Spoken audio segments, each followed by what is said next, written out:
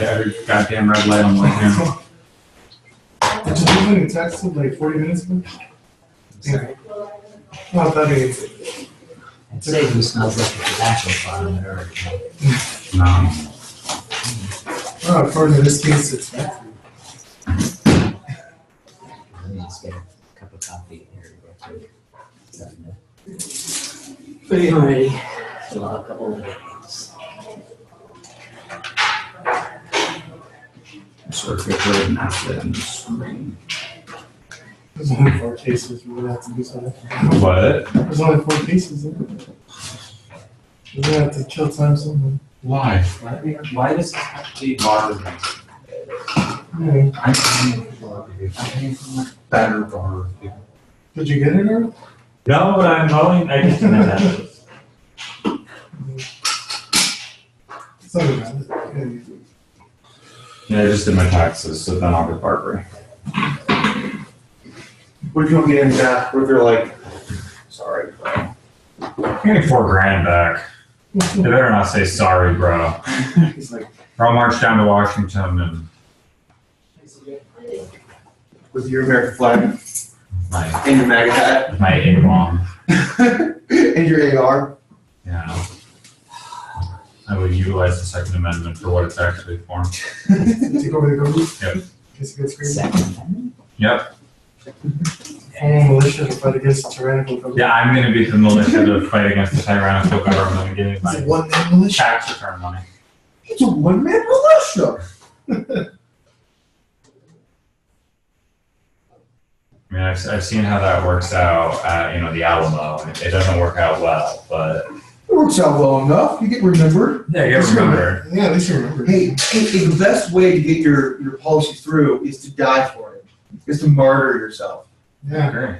What's that? I agree. I do actually. Yeah, but you know, it's insane to say that, but I do actually think that that's true. No, I'm saying he's just gonna get like a meme, one like is one respect type thing on Facebook. That's not, as far as it's gonna I'm go. gonna start you guys off here.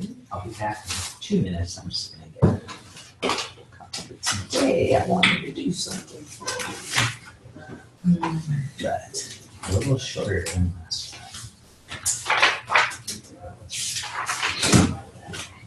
I need to take 10 minutes. Take 10 minutes, okay? And do me an outline. And we'll go over it in class. Let's see if we can flesh this out. This was an exam that doomed the hopes of many students. So let's make sure we have this one iced and out of our code, so to speak. Okay? This was what really confused a lot of students. And that was sad. They didn't get the cookie. 10 minutes. It's like crossover with 7 different topics.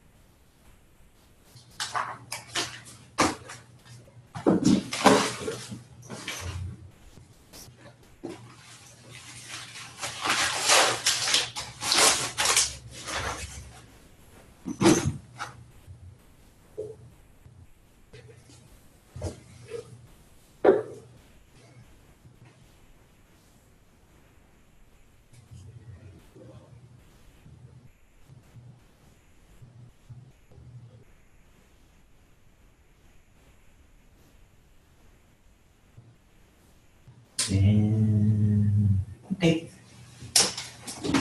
That's 10 minutes.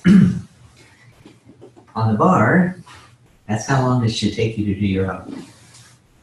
Pretty good? Not too bad? And you really can't take more than 10 minutes. Very bad. Because you need time to write and you need time to do other things. So you want to try to keep that to a minimum. I do not recommend going and doing a question without doing any outline at all.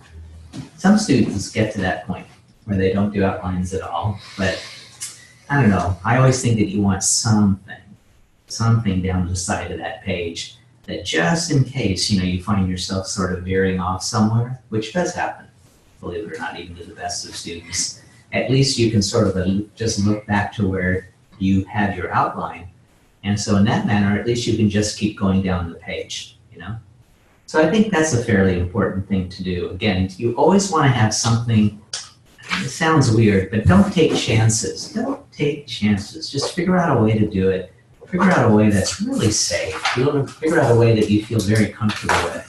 And one of the ways you can always feel more comfortable is by having a lot of backup. In other words, if this fails, then this. If this fails, then this. If this fails, then this. And so that's how the best students take and pass the bar. I mean, they don't go out there and do perfect papers. They don't expect to. I mean, there might be one or two superhumans among us who have tried to do that. I don't know too many of them, to be honest with you. But with that said, the best way, though, is to always have kind of like just have a plan B. And that really, really, really helps a lot. And again, it's not something that you want to think about. You want to have it pre-planned. And it could be something that's really simple. Just say, look, let's say I don't know something about this. Then what you're going to do is you're going to lie back on whatever you're going to do. Okay, and I mean probably just try to IRAC whatever the issue is. And then make sure you go to the next one. Just keep going. That's the easiest way. Again, you don't have to be perfect on the bar by any stretch of the imagination. And it's just far more important that you keep moving. The thing that kills you is when you stop moving. That's bad. When you start staring at the ceiling, that's bad. To this day, I still, and again, I understand, don't get me wrong, but I'm just being facetious. What the hell is in the ceiling?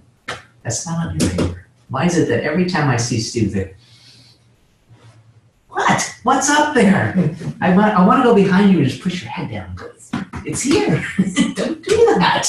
If there's any answer anywhere, it's here. So get back into the paper again. Don't look up. There's no answers. There's no angels up there that are going to be holding scrolls for you and says, Cardozo's. Technically, there's no answers here either.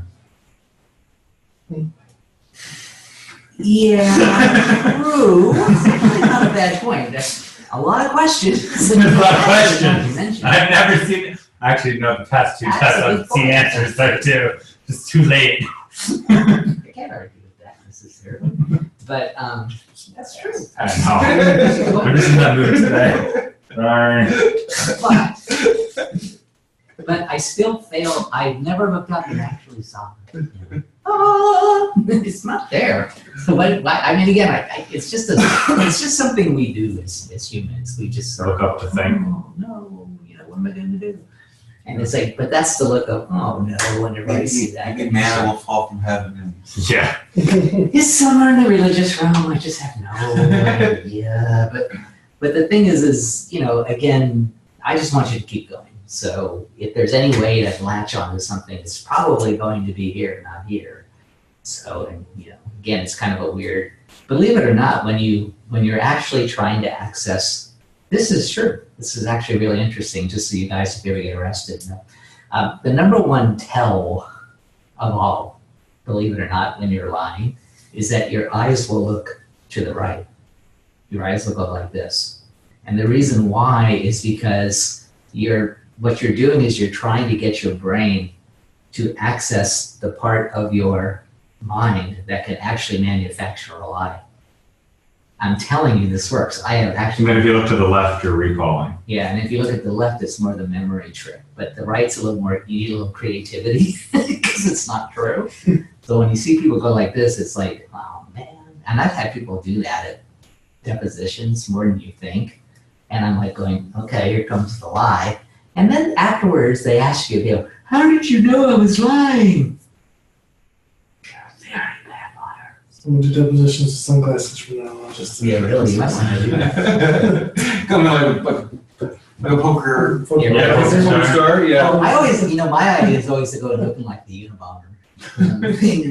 What do you want? You know? Are you the Unabomber? No! Can I go back to my shack now? In the middle of the 50-degree minus heat? Go back up to Yucca Valley on the Iroquois and Hideaway and shit. Yeah, really, we're up on that. Anyways, but anyways, just like, but anyways, that's a really easy way to do things like that. But the thing is, you just, the trick will be, is just to like, sort of just have as smooth a ride as possible. And the way to do that is just to write as much as possible. And again, it's keeping your fingers to the keyboard truly is one of the secrets of passing the bar. It just is. I mean, it's almost like physics. When you're physically typing, you can be actually getting points. When you're not, you can't. And by the time the bar comes, I mean, come on, you're not going to grow a brain the day of the bar. That's nonsense. Yeah, you might forget something and you might want to sit around and go, okay, let me access this. It happens from time to time, but you got to know when to cut that off. You see what I'm saying? Sometimes it might be worth it. It depends what position you're in, I suppose. But most of the times it won't be. See, that's the problem. And once you do it like about 6 times, then you fail the bar. And that's the problem, is because these incremental times, they sneak up on you in ways you can't possibly imagine. So again, the trick to the bar is to keep writing, and it's to keep moving. Okay, it's keep moving, keep thinking, you know what I'm saying? But keep going, and whenever you just feel like something is at a crossroads, just move on. You're invariably better off, because the alternative, it's not good. You can only take so many hits like that. And it doesn't sound like much of a deal, but it is. You can really lose some serious time doing that. So, again, every part is only worth so many points. And fortunately, for the most part, one of the things that is kind of, in an odd way, reassuring about the bar is that with literally, probably with the exception of contracts, you sort of just start over all the time. It's never really one thing. Each paragraph sort of moves you somewhere else.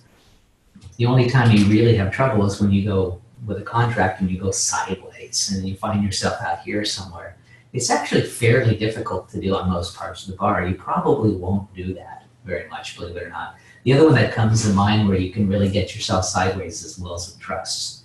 I've seen students and I'm like, what are you talking about? It's, they're out here somewhere and it's like, what are you talking about?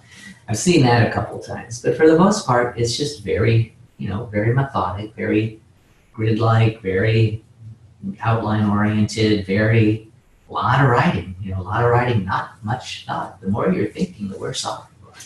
Honestly, there's really not that much to really discuss on any realistic level. There just isn't.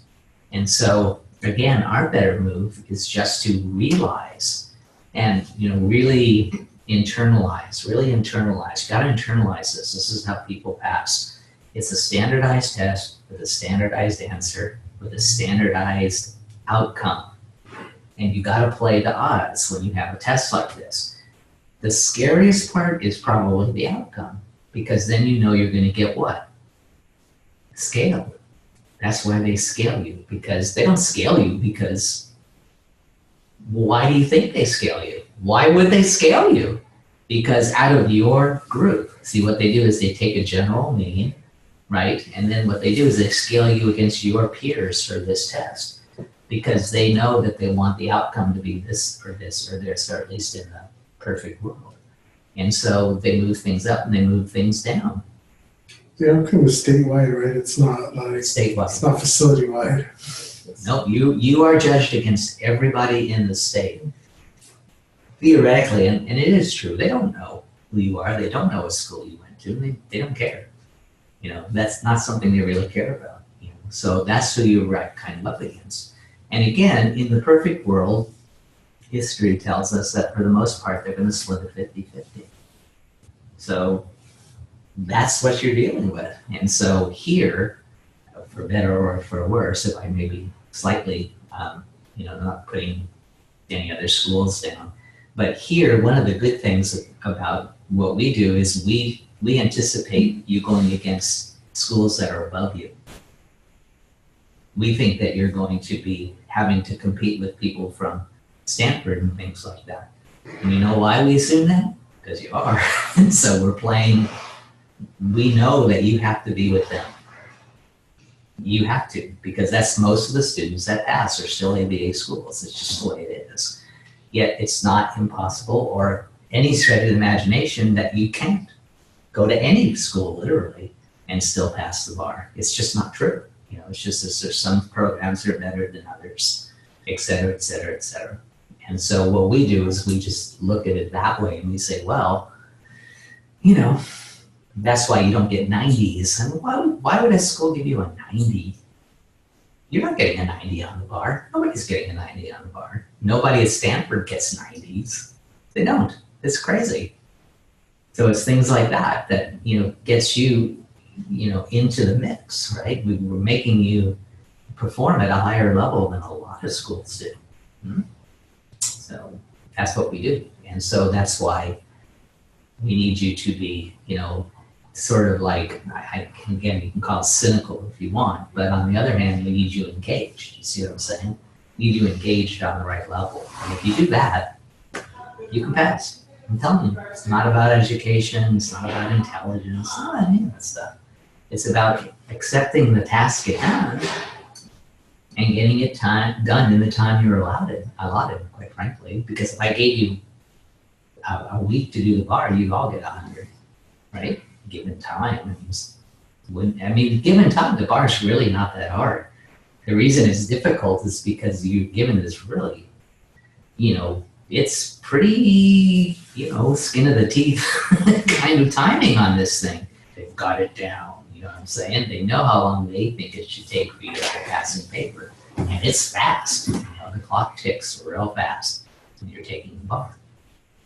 Why they do that, I still don't exactly understand to this day. I mean, I don't necessarily think because one time in your life you were scared to death so bad that you actually worked at superhuman speed to put out a paper that nobody on this planet could ever read because it makes no sense in gibberish, anything other than a bar grader. Why that would make you a better lawyer, I don't know. Matter of fact, I can tell you almost unequivocally, it will not. And again, to this, I think I told you this before, but they've done studies and they can find no correlation between passing the bar and being a good attorney. None. Zero, zip, zilch. No such study exists. If you see it, they made it up. Well, that would be because I would assume that if you pass the bar, you're a good attorney. And it's nonsense. And it's complete nonsense. Yeah. I mean, I can't even begin to tell you after, you know, so many years, that's complete nonsense. I mean, I can imagine lawyers having never, you know, I can still see the days when you went to work for an attorney for 2 years, you apprenticed, and then the attorney swore to the bar that you were ready to go, and guess what? You were ready to go. Let's go back to that system. I wish they would, quite frankly. It'd be much more practical.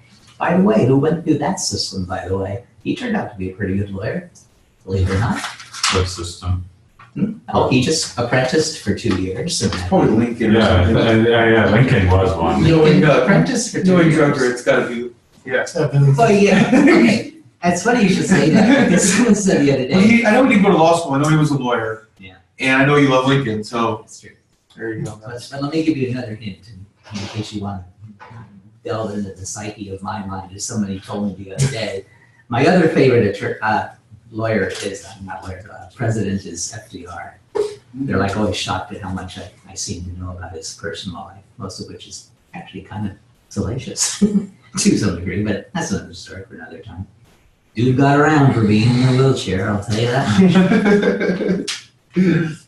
You don't admire that. I don't know what the hell you're gonna admire, personally speaking, but that's just me. Anyways, but with that said, so that's what we have to do, you know? So we just gotta be prepared. That's the trick. If you are ready to take the bar on the Monday before the bar, the chances are you will pass. You will merely do what you have trained yourself to do. Period.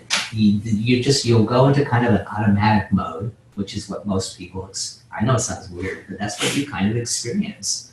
You kind of go into this automatic mode where you're just not really questioning anything. You're just writing or, typing nowadays.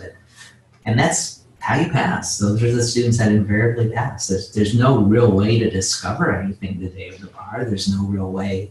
You probably won't have any, breakthroughs at all, period. I don't even know what kind you would have. But that's kind of how it works. So again, it's really just sort of the bottom rung of it. And, I don't want it to sound like it's easy either. That's something I'm, always really a little worried about. It's not what I'm saying to do. It's not easy, but it's almost like a casino, and you've got to change the odds to your favor. The house wins every time, unless you can change the odds to your favor. That's why people play blackjack, because it's the only card game. It's the only game in the casino that theoretically the odds, at least, I can't say they favor the player, but the player has a reasonable chance of actually mathematically winning. All the others you can't win. That's what people don't understand. It's not mathematically feasible. And if you think about it, it's just, how can you win on a roulette wheel? That's ridiculous. I mean, think about it for a few minutes. So it's just not enough. There's too much luck and there's not enough skill involved. Not that there's a whole lot of skill involved in blackjack, but they can't control the cards that come up. And the combinations are limited. And also the rules are really simple. If you play the simplest rules, you actually have a chance of winning. It's when you get crazy, exotic, and you think you're running the house. That's what it is. Anyways, with that said. Okay, so let's take a peek at what we have here. Did you get the question from last week, by the way? Mm-hmm. Okay, so I think Do you have an extra? I gave an extra to Me. Well, this is the first time that It's okay, you didn't have to. Is that home? I'll bring it tomorrow. Yeah, Thank you. I just thought you'd want to see it because I picked a couple of questions that we really threw students. I remember getting the download I think this was from 2012, I think. But I remember students for this test, I actually had a couple of students crying over the phone to me. Is this one of your questions you Yeah, this was one of their questions, and they got caught flat-footed. They forgot to do, well, for lack of a better term, they forgot to do equitable trust remedies. They just didn't do them, and so they knew a couple of words. Trust, or whatever it was, right? But they really didn't know. When they saw conversion, they just, for some reason, completely freaked out, which is but it's conversion. But anyway, so I figured we'd take a peek at this one because this was one of those. The other one was the first test, everyone freaked out when they saw fraud. Again, I don't exactly know why, but these two were very problematic. And the bar's very happy to throw this at you. They have no scruples whatsoever about throwing this at you. And I know this sounds really strange, but I'm telling you, they think these questions are easy. This is in their easy range. They think you should just knock the first year out of the park every chance you get. I don't necessarily disagree with them, but I remember looking at this one for the first time and going, ew, oh man, how many students really actually practice equitable tort remedies with any kind of, you see them a few times, but that's why we look at some of these, okay? Because I want you guys to make sure you at least have something. Again, you're being honest, you're not likely to get a question like this. They don't ask it very often. They haven't asked it since, as far as I know, but it's fair game. And so, it speaks to the theory that you're better off knowing a little about a lot than a lot about a little. That's why you need to keep moving on. That's why you need to keep challenging yourself. The true challenge of passing the bar, I think, on one very significant level, is being brutally honest with yourself. Most students can't actually do this. And just saying, I don't know anything about this, or this was my least favorite subject, or the ever popular, oh, I hope I don't get a civil procedure question. You are guaranteed to get a civil procedure question if that's your attitude. I guarantee it. Because if it's not that one, it's the other one you don't like. Better to have an attitude and enough arrows in your quiver, so to speak, that you don't care what question they give you. I don't care. There may be some that you may prefer because you like the subject matter better or something. But when you get to that point where it really doesn't matter, that's when you know you're doing pretty well. That's when you start to say, what can they really do to me? What can they do to me? And if the question comes back to you, this, and this, guess what? Be honest. Make sure you do this, and this. And if you do that repeatedly, you're going to be in really good shape. These are the students that pass. It's not about legal knowledge. You're not learning anything that's terribly difficult. You're also not learning something you haven't learned already. You ever notice that about the bar? Anybody but me ever notice that? Daily bar, you're never asked to learn something you haven't learned already. I don't know. My baby bar, they did. The minute I said that, I said, except for you. Except for you guys. The only ones that's ever happened. But sir, I grant you leave. Yes, I do. I will not hold you guys to that standard. But let's just say, but the good news by the bar then is just by then you know everything. And you got it. So I'm not going to ask you anything you really don't know.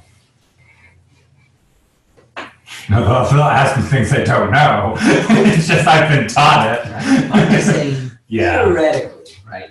That was a pretty low blow. To this day, I still think they should have passed all of you and said, call that a career. Anyway, that's really, to me, is unfair. Still, to this day, when I said, there were lawsuits about it, but I think they didn't go anywhere in particular. But everyone was really upset about it. That was crazy. Anyways, with that said, so let's go ahead and take a peek at how we might go ahead and work on this question.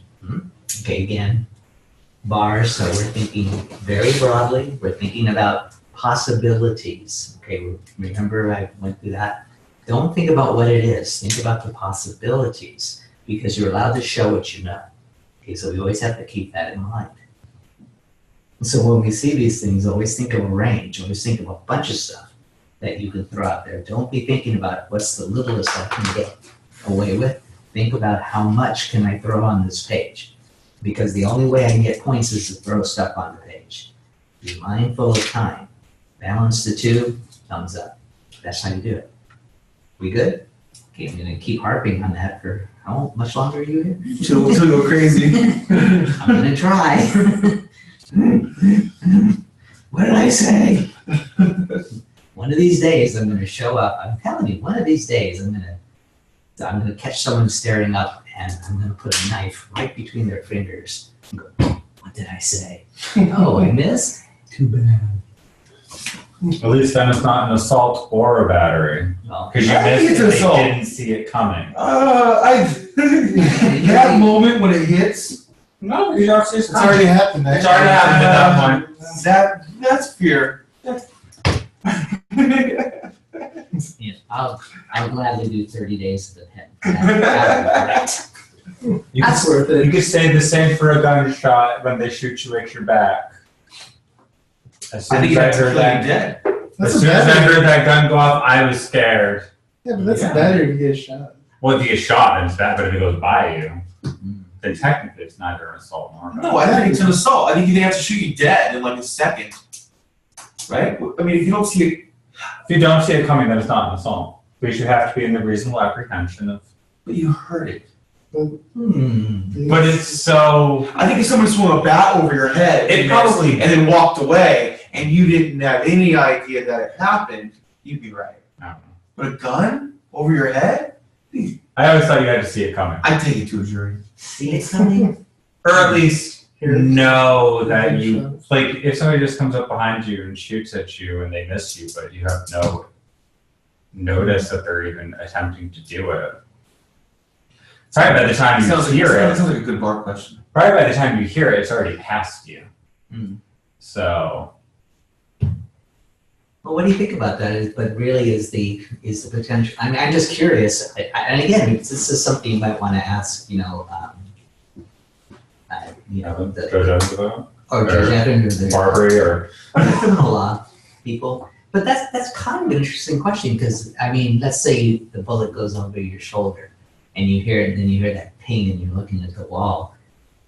I mean, it ends when they miss you, or is that the kind of apprehension? Or I think that's good enough. what do you think? Because you have to be a reasonable apprehension. You have to have a reasonable apprehension of an immediate or impending battery. I think that's good And enough. at that point, the fear of a battery is already passed. I would not grant your motion. Well, that's true too. It is true. I don't actually know the answer. Just like even if you're making a good point. Well, I mean, it's an interesting even we used to argue, point. even if you get hit, then it's still not an assault if you don't see it I coming. think we gotta look at the line. Like if where- somebody punches you in the back of the head, it's not an assault, it's just a battery. I know, but I think the line crosses to assault when you turn around and if he has another gun in his hand. Because that. Well, then you're in fear. So for the- Because he doesn't even need to pull a trigger a second time. You just turn around and he already fired and he's has a gun. Now you're Pretty in good. that. But like if it's a Yeah. I'm sniper sure the average person would be scared. and they miss and they're done. That happens all the time. That's interesting too. What about? But then a sniper, you're probably still in the apprehension. Well, you're But then you guessing. don't know if it's immediate or impending. Because they're hidden, so you don't know if you're gonna get hit or not. Wow. That's an Let's ask interesting- Drucker during the break. That's just like everyday life. Like, you can always be. Oh, sorry. Trust. Oh, trust it. Yeah, you might want to ask him during the break. That's kind of that's a very. I mean, I'll let you get involved in that conversation. No. You're the one that knows. You're the one that's arguing it. I know. I think that you should be the one to present the case. I still think apprehension happens after you're on notice. So once you see the bullet, you are now in apprehension of possibility of a second round. But it has to be immediate or impending. Yeah. So if somebody shoots you, they miss, and they just throw the gun. I mean, you're no let longer. me just throw one thing out real quick, just so we're clear before we. Because if you ask Trussell, remember you have to decide whether you're talking about criminal or tort law. Oh, I think this is Well, only tort. tort law. So this, I assume we're talking about tort. Yeah. because criminal doesn't actually have an assault. No, they do have. There is criminal assault. Is there? Yeah, it's basically the same as tortious assault. Battery is the only different I one. swear, it seems like they've charged us a false imprisonment or something. I've never. And the problem is that in Criminal criminal, well, it's common law. Yeah, you don't really hear it modern. Now, when you talk about assault, it's actually a battery. Like It's you just point, you just point a gun at Like somebody. assault with a deadly weapon Right. is technically a battery, Right.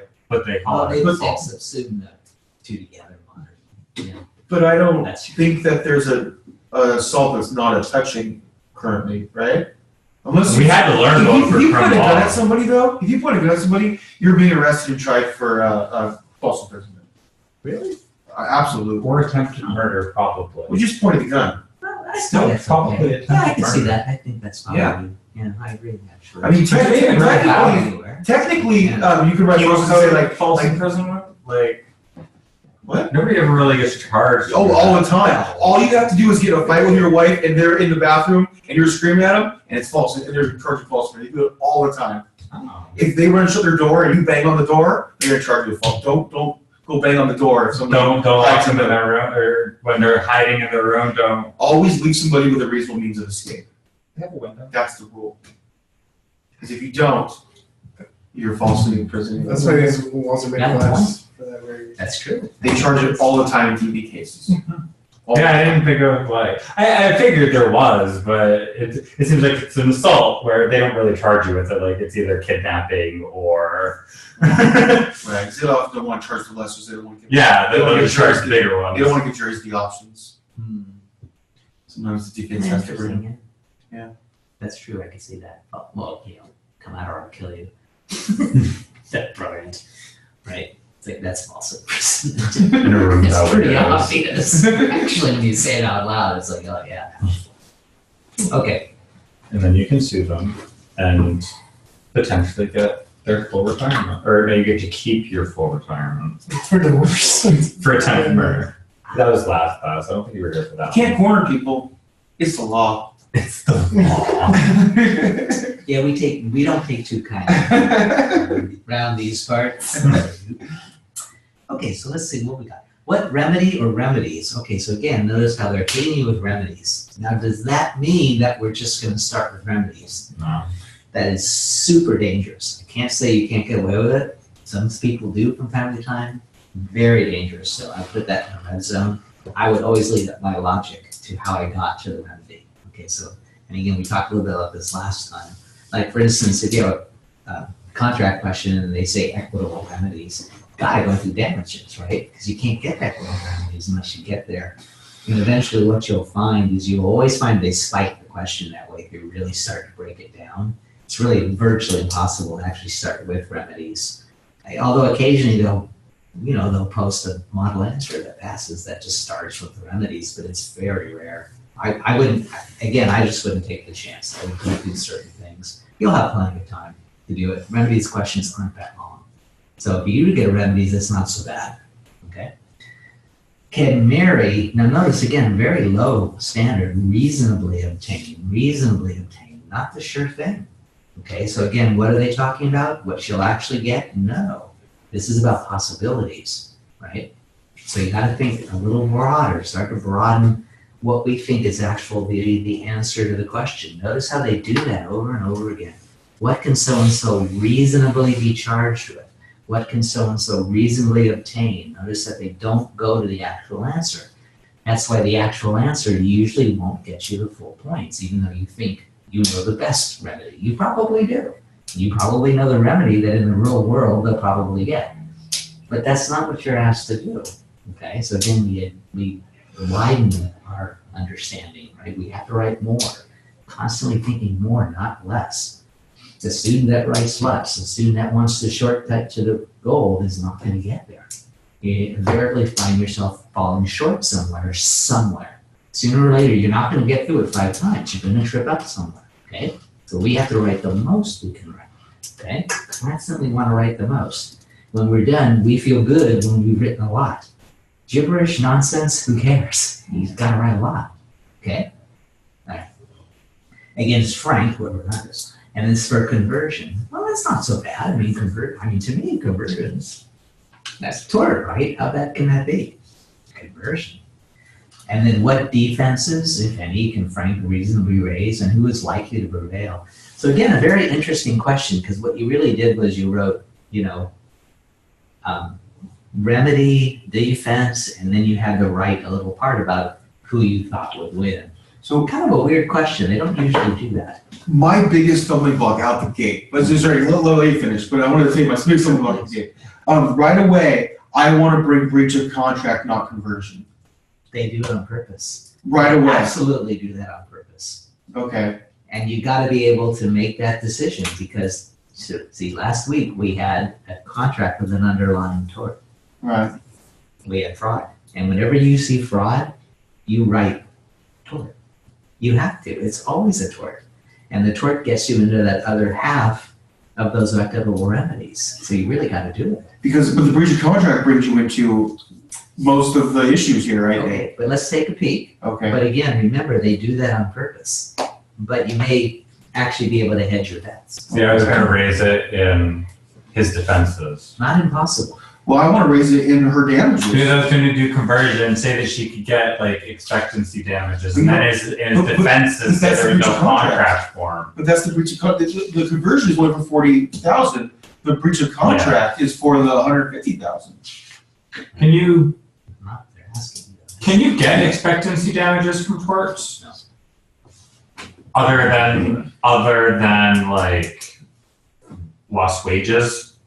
Well, Because lost wages are technically expectancy damages. well, you can get, don't call them expectancy damages, that's what's bothering me. You can get economic damages. Well, yeah, they're economic, but they're not guaranteed damages, so they're technically an expectation damage. Like if you're bringing a claim for future lost wages. Expectation is something, no, but the basis of tort is to make you whole, right? They're compensatory. Yes. Therefore, profit would not be compensatory. How can you get profit in tort law? Well, then Not possible. can't you do that? Can't you get it in a tortious interference with a business contract? Because that's all about profit. You're not suing to get made whole. You're suing to get Well- your expectation from the contract that they interfered with. So you're asking me, can you sue for damages to make you whole as if the contract was performed, Yeah. except for your tortious actions? That's the Texaco case, isn't it? That we saw? Yeah. So the answer is, Yes. yes, there is a way to get there. But that's, But can you only do that for like business torts, or could you do it for like? Because technically, this is kind of like a business yeah, tort. well, it is. It is. So yes, it's possible, I think. Or are you just okay? I guess ask it this way. Since we're constrained to conversion here, could you get it in a conversion claim? Your profit, Yeah. as if the contract was actually performed. Yeah, I think so. I would be afraid to fail if I only brought the conversion issues. Well, and that's why I was going to say she got her Right. expectancy. Yeah, Yeah. I would I'd say be that, terrified of that personally, yeah. Yeah, for sure. and I would absolutely like blow open the door. If I was doing this, I would blow open the door to breach a contract and walk right through it. I just don't know if you'd have. If I had time, I'd do it, Yeah. for sure. You know, because what do I have to lose at The that? problem is that you're thinking contract right off the start, so you're not even waiting to see if you have time. You're just going for it. Yeah, I think that, I mean, to the point where I would even like, maybe miss the subject matter, you know what I mean? Like, Hmm. Man. okay, let's Time's go. bugging me though. Yeah, the time would, you're saying it's like, Well, I have to but- write that now or? How much can you write about conversion? I mean, Oh, there's a lot. let's find out. Well, quite a bit in this question, I think. Okay. Well, let's see how it works out. How's that? Because, let's see how it works out. Let's go ahead. But that interesting question though. You know, again, that's time though. Timing is, well, but and as we go forward, you'll start to get a feel for these things. Right now, you don't have a feel for it yet. Pretty soon, you're going to feel it. You're going to see the power in your head when you read it. You're going to go, yeah, I have to hit this, and this. And then if you have time, you'll hit some other things. But that's good to think of right now. And let's see, number 2, what remedy or remedies can Tanner, so whoever the heck that is, reasonably obtain against Frank. So who's Frank, man? Who's this guy? For conversion and defensive of any can Frank reasonably raise, and who's likely to prevail? Discuss. Okay, so let's take a peek at this again. Tort law, conversion. One of the things I always have in the back of my mind is whenever you do have remedies questions for tort law, though, is depending on the situation, but many, many times, do they want damages or do they want an injunction? You always got to think that, because remember, for some torts, you really, most of the time, you want the injunction, because what do you have to do before anything else? Stop the bleeding, right? So always think about equitable torts, because remember, equitable torts generally are what? Some kind of an injunction. And so whenever you see something like this, particularly like when you have like a nuisance. You mean equitable remedies? Yeah, equitable Okay. torts. I was like equitable torts. I don't think there are. Okay. Equitable remedies for For torts. Yeah, there you go. You Always can make fraud back at them. So. Yeah, don't short shrift. When you get a question like this, it'll after today it'll go off in the back of your mind now. That I better throw in, injunctions somewhere. They're gonna want that, So we'll see what goes on. Some kind of injunction, something that allows us to do this. Okay, so let's figure it out. Back to the top, and again, an interesting way that they lay this one out. Notice it's 1, 2, 3, 1, 2, 3. Really, they don't usually do that. It's kind of unusual. Not too many look like this, but that's a good format. Pretty easy. 1, 2, 3, 1, 2, 3 out. It's not very hard, but just follow it because they make a point of it on this one, I think. In 2004, okay, so again, we're always going to notice dates and stuff like that. It can be very helpful. Mary and Frank, okay, there's Mary and Frank, that's good. Orally agree to jointly purchase a small storefront space in city for $80,000. Okay, and the very first thing that went off in my mind was, this is a contract. You guys suck, right? Mm-hmm. So see, there we go. They're trying to draw you in though, okay? Trying to draw you But see, I in. wouldn't think that, only because the call to question specifically asked for conversion, so I'm like, But we gotta say, why? yeah, but you guys will make a very, you guys are not gonna make a very basic mistake, which is what I warned you about before. And a lot of people will.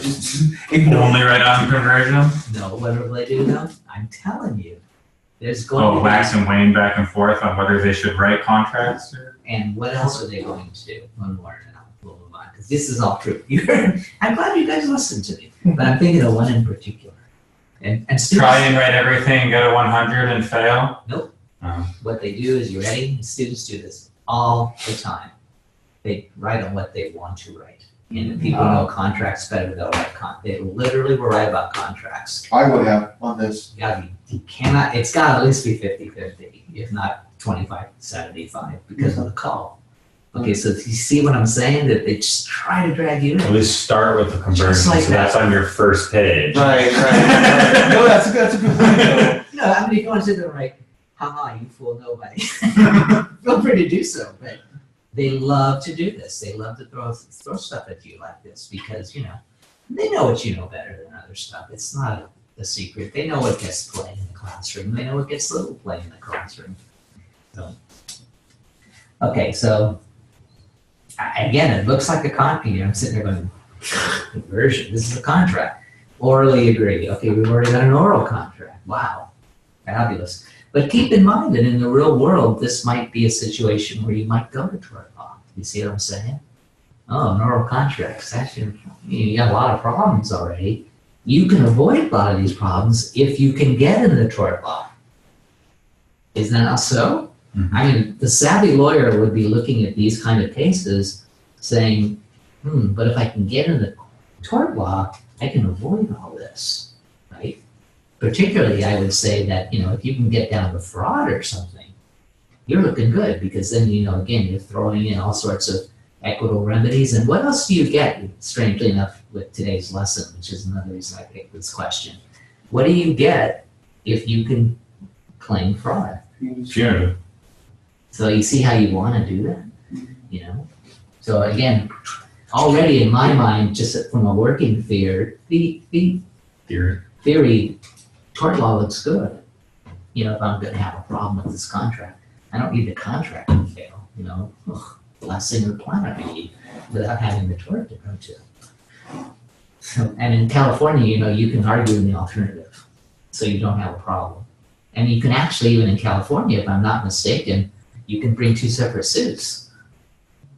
So even if you failed a contract, if you brought a contract and you failed, I think California would allow you to bring the one in tort because it would be different enough that you could actually You wouldn't be allege the issue a facts in claim. different way. Yeah, it wouldn't preclude your claim. It will in some states. California, no, I don't think so. I think we're very liberal about that. So, I think you should. You should bring everything for your client. well, I think you should. I think it's ridiculous when they do things like that. I mean, but they do, So Mary contributed $40,000 of her own money. Okay, that's good enough, I suppose. That's a community property question. That's Cameron. If they're not married. I don't even know they're married or not. Okay, here's my issue. Why is Mary so stupid? Yeah, exactly. Because they're married. On an oral agreement, here's 40 grand. Yeah. Here's 4 stacks, don't worry about it. Dear bartender, please go to psychology school. Okay, check this out though. This is great. You gotta learn this fact. So Frank contributed $40,000. He had embezzled from his employer, Tanner. Okay, stop. Now, And she just gave him 40 grand of her own money without a written contract. She's yeah, just dumb. You have couples and business partners do that too. They put in 40 and 40. That's not unusual.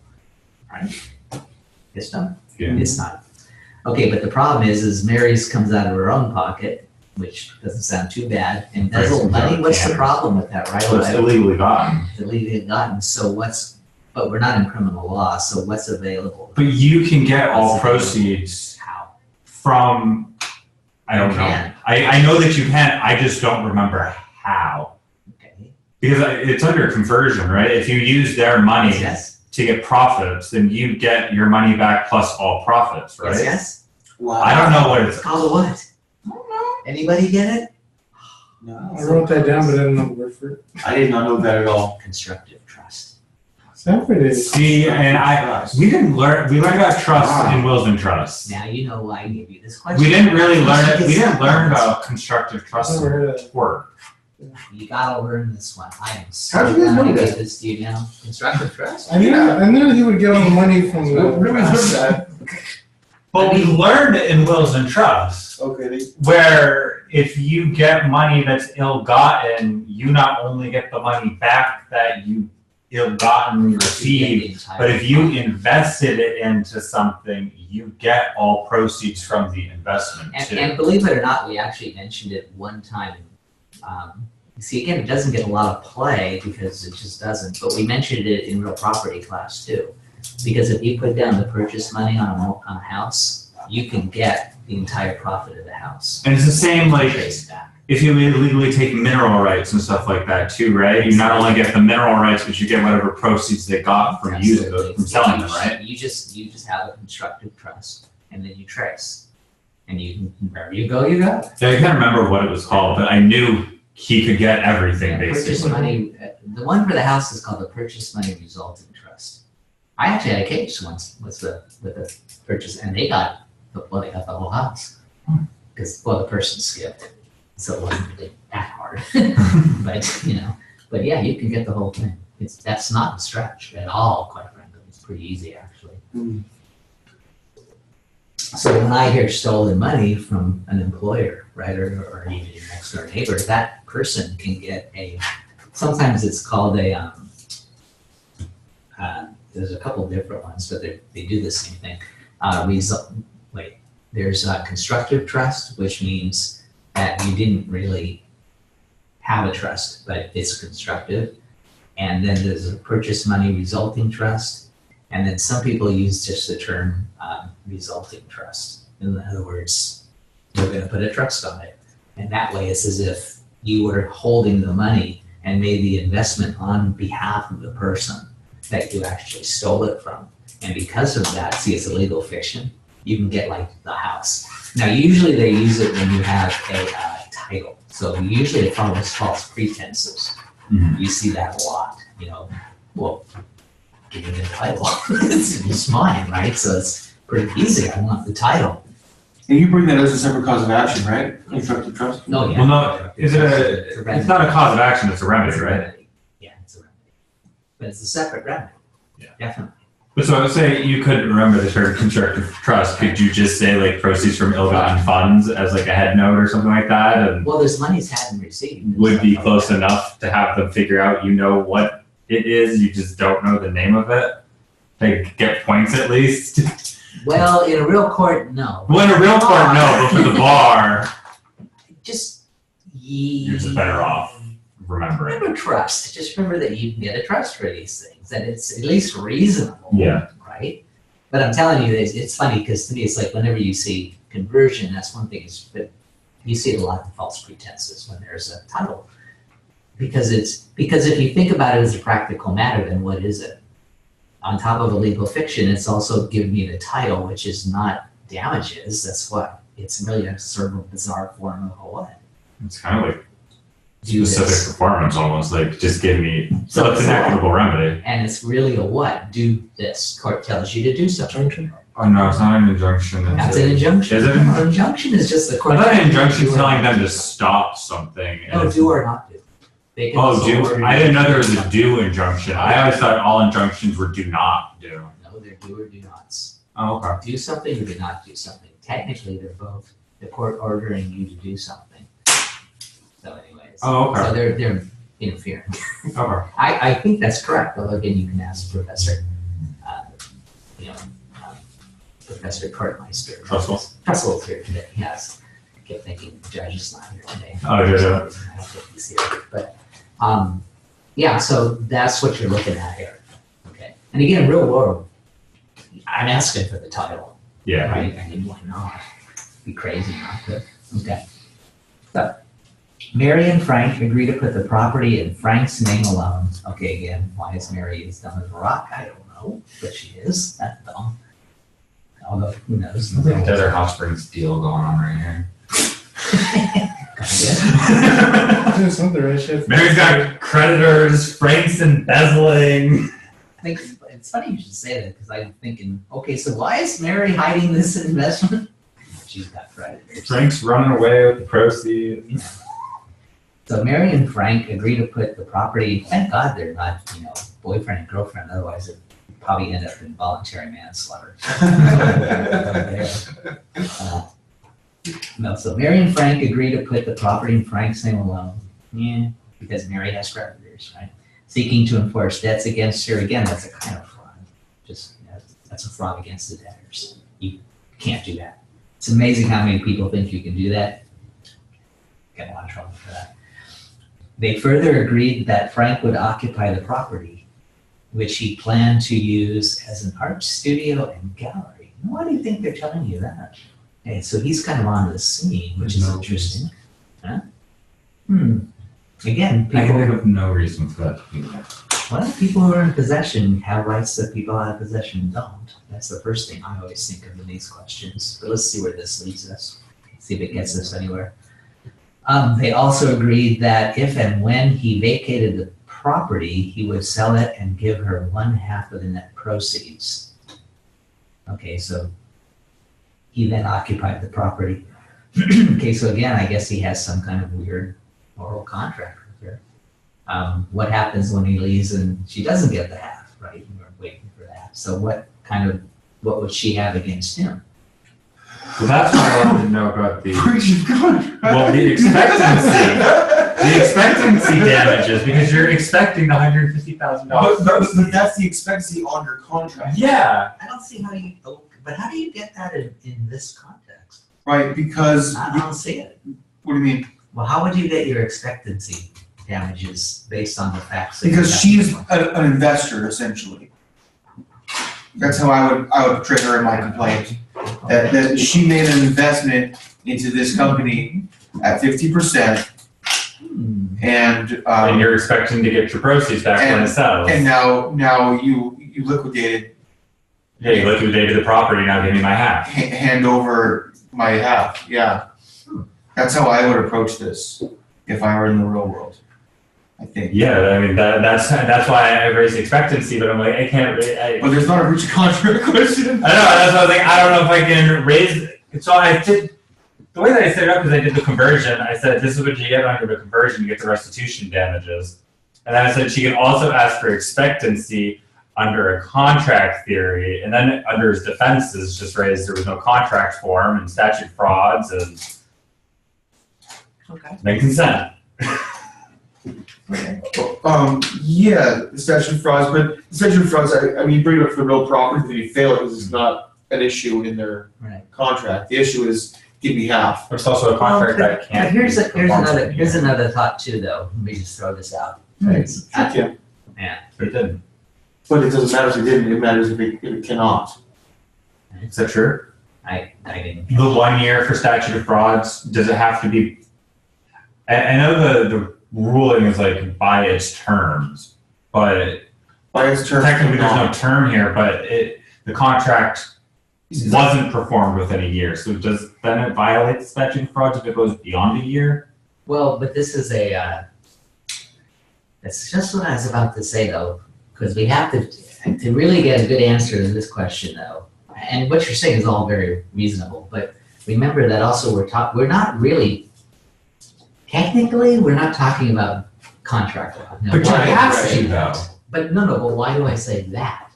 Not the tort angle, but what is this for again? It's for conversion. But what is this? Okay, but what is the actual bounty that we're talking about here? Property or money. What is the property? It's actually what? The proceeds of selling the business? not a business. It's not on the property. It's what? It's the It's money. on the property. Yeah. It's real property. Yeah. So we get thrown in real property, which is a little different. Remember, real property is a little different than contract law. We treat them different. So this is the statute of frauds, the way that it really attaches is through it's real property. That's what I would have written on, but I would have failed it because I would have said that the contract is essentially not for the real property. It's because she wasn't. It's for storefront. Yeah, It has to be. I thought they were putting money. Yeah, it's really. Yeah, so don't, again, tricky question, because again, to me, I look at this and I go, yeah, but this is really real property law, much more than it is actual strict contract law. I mean, I don't have to worry about the statute of frauds, it's a transaction in land, I'm done. So that I'm not worried about at all. That's why I saw it was like statute of frauds, but because it's property, so it had to be in writing and it wasn't right. Yeah, it has to be. Yeah. But- It's no such thing. But those are different. Those are different. So they They are, orally yeah. agreed to purchase it, and then they also agreed that if he vacated the property, he would sell and give her 1/2 of net proceeds. I So mean, I these are- like it. these are Very separate- Really interesting. these are Actually, separate pretty cool issues. Business, I love that. But we don't really know why they bought it though, except that he's using it as It's a shell art gallery in Desert Hot Springs. well, you'd be shocked how many people have their galleries in their garages in La Quinta. No, I would not be surprised. It's like we have an art crawl through our community, and it's like, visit this guy's garage, visit this girl's garage. It's like, oh my god. Gotta love it. Anyway, so okay, but okay, we're doing good. I'm not again. This one's I put this in the wow category. I mean, people, I'm telling you, We haven't even they begun were to in tears. talk about how They're to. in tears over this question. Yeah, how do you start this? Like, Yeah, it's a tough question. But let's make it through, and we'll look at the model answer. Version is here. That's started with conversion. There. Wrongful taking of property without considering legal proof. Exactly. But this No, is, the exercise of dominion and control over the property of another. You're doing trespass to chattel. yeah, remember that this is not theoretically not recoverable. So, anyways, okay, let's keep going though.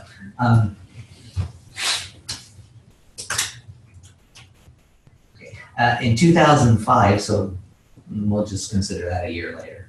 Okay, Tanner discovered Frank's embezzlement and fired him. So he gets fired from embezzlement. Okay.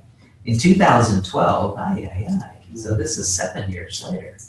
And again, we've had the dates matter. So Frank sold the property, so he sells 7 years later than that. So he sells 8 years after he actually buys it with Mary. 8 years. Sold the property, obtaining $300,000 in net proceeds. So see, that's what we got to try to. How are we going to get the net proceeds? Because that's what you really want, looking more than anything else. 'Cause it's the highest number. Frank offered to repay Mary her $40,000 contribution, but Mary demanded $150,000. Now let's keep in mind, 8 years later, there's no. What's the paper trail? There's no big problem. Well, there's one. What is it? See, you gotta think about the real world. The deed? sometimes. Maybe the deed? It's in the thing. Okay, but what else? Yeah. What can we find though in the real world? And again, I'm giving you a little real world today, so almost for here. We don't know if it was Because I actually cash think We'll or- probably write him a check for 40 grand. She probably didn't give him 40 grand in cash. So who you wanna call and see who's. Ghostbusters. Not bad The idea. bank and get copies Bank, of check. but who else? Who else also probably has a record of this transaction? The real estate agent. And who? Well, the real estate may or may not. But I The know someone seller. else who does. The seller. Possible, but also the escrow agent.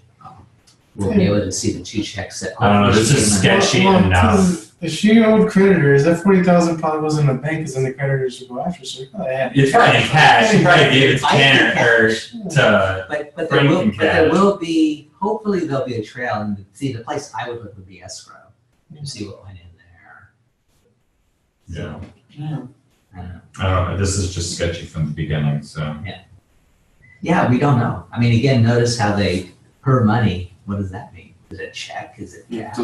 We don't know. But so we need to look around, but that's where I would look, strangely enough. I would think that the escrow agent might have something that might be, showing the two sources. I mean, it really, again, I'm not being critical of Mary. I don't even know who she is, but. No, you should be critical of Mary. But let's just see how much of a blockhead she really is. Mary's a venture capitalist here, man. Mary's selling Good point. skinny tea on Facebook to her high school friends at the age of 40.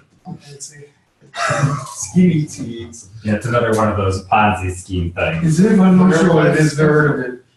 It's detox tea that makes you Detox. go to the bathroom Detox. and detox. Sounds good. Fair enough. That's how we do it. Anyways, okay, so, interesting. I mean, and if you think these things don't happen in real life, oh man, are you kidding yourself anyways? They happen all the time. Otherwise there wouldn't be real property attorneys, I think. This is something that happens a lot. Mary and Tanner, each sue Frank for conversion. Well, that makes sense. Tanner's case sounds pretty rock solid to me, to be honest with you, with the embezzlement right there. He's gonna be able to prove it, right? Mhm. And, Yeah, sorry. no problem at all. He's gonna get, You think so? yeah, Frank's gonna be hung out to dry. Oh, I don't know. The only You question don't for me think is, Frank's gonna get hung out to dry? I think you got a solid latches here, man. You got like statute of limitations and the latches. Yeah, I'm not right about That's sexual Throw this guy rotation. over, you could just. I don't know. I mean, see, you guys You are fired him, and thinking, then 7 years later, the guy runs into a bunch of money. but, You gotta get a lien at the Right. time. hold on. You might be right. It depends when he knew. But remember that things in real property take a long time. You know, Remember, we use different standards for real property. Things take forever in real property. See, and I didn't even bring up like latches because the very last sentence says, at trial, the court found Frank liable to both Mary and Tanner for conversion. Yeah. So I wouldn't even raise statute fraud because the court would have thrown it out at that point. And it didn't. Well, but I would raise it, to be sure. I also didn't remember it. But I would just say. still. land. What other defenses would there even be? Consent. Because she gave him $40,000 Oh, you mean, this is for, for Mary. I didn't even have any defenses for Tanner. I basically said, you're screwed. I think Tanner's in the real world. It's funny because I can I see thought the if statute he of knew and he fraud- sat yeah, on it, he fraud. might be in trouble, but otherwise, That's that's defense. right, so basically, Where's the fraud for defense? For 10? that, she is Oh. hiding this money that belongs to creditors. Yeah, so what basically- do we call that in the land of Unclean hands, defenses? That's unclean hands. yeah, that's Yeah. what I thought. Not bad. Yeah, that would be more of an unclean hands issue in this context.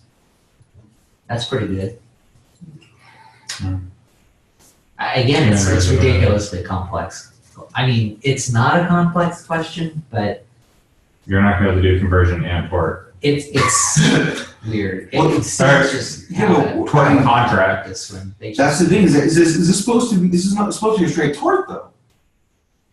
Okay, so what are the remedies? Let's go through the supposed remedies that are supposed yeah, to bring. let's take a peek at this point. Okay, so everyone kind of sees what we have here, right? Okay, so at trial, they find Frank liable to both Mary and Tanner. So he's liable. So we're good on that one, but we're gonna have to figure out what his remedies would be.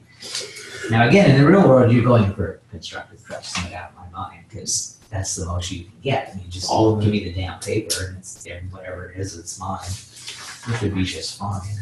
But that's more for Tanner though, not for Mary, right? Tanner wants to constructive trust because. I would, well, but here we have, but Mary has a purchase money resulting trust. Okay, So that's her best bet. so they're both, Well, wouldn't that just be restitution? Well, she can get him to hand over The 40. well, she can get the, she can get the deed handed to her, and when she sells it, she just. But he already sold it. Hmm? But he already sold it. Oh, yeah, but she can get everything back. She can get all her money back plus the profit. That's how it works in these cases. I mean, why would you can't let him benefit from his evil deeds. Okay, but how do you get the profit in a tort theory? Because you're only getting brought back to whole. Right, because it's a conversion, it's an expansion on the conversion. So basically, if I take 30 of your dollars and I go make $100 with it, Right. I don't get to keep $70. I have to hand it all over to you.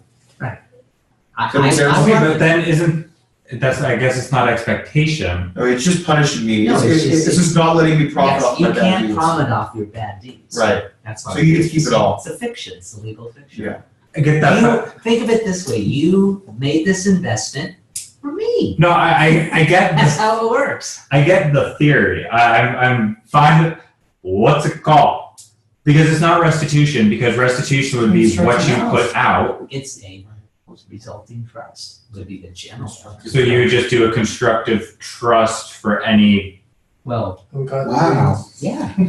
I so did not know about constructive trust for Oh, today. if you do real property, you'll learn real quick. but then how does that fall under personal injury law when personal I think I've seen injury it. I just didn't know what it was. is meant to bring you back to your original position? Because But technically, this is real property law, first of all. And again, it's a B-solid. yeah, but conversion is a tort. That's not personal But injury. Then that's what they sued for, is tort. But just so you know, when you use tort law in real property, it morphs into something else. It just does. You just have to know the rules. Okay, That so sounds just weird. put it into constructive, so it's not that we're bringing her back to even, we're bringing her back to even plus she gets a constructive trust on whatever she Right, was you cannot- supposed to have gotten. So it isn't expectation damages because it's not under contract. Yeah, it's really not. So you do it, instead of your expectation damages would therefore go into a constructive trust and you would just bring an act or a request for a constructive trust. Right. Plus, I think you can also get Oh my God. fair market value anyway. Well, let's take a peek at the answer. Maybe, I can, make it be a little It's like you just get under shoot. I mean, again, it's really a.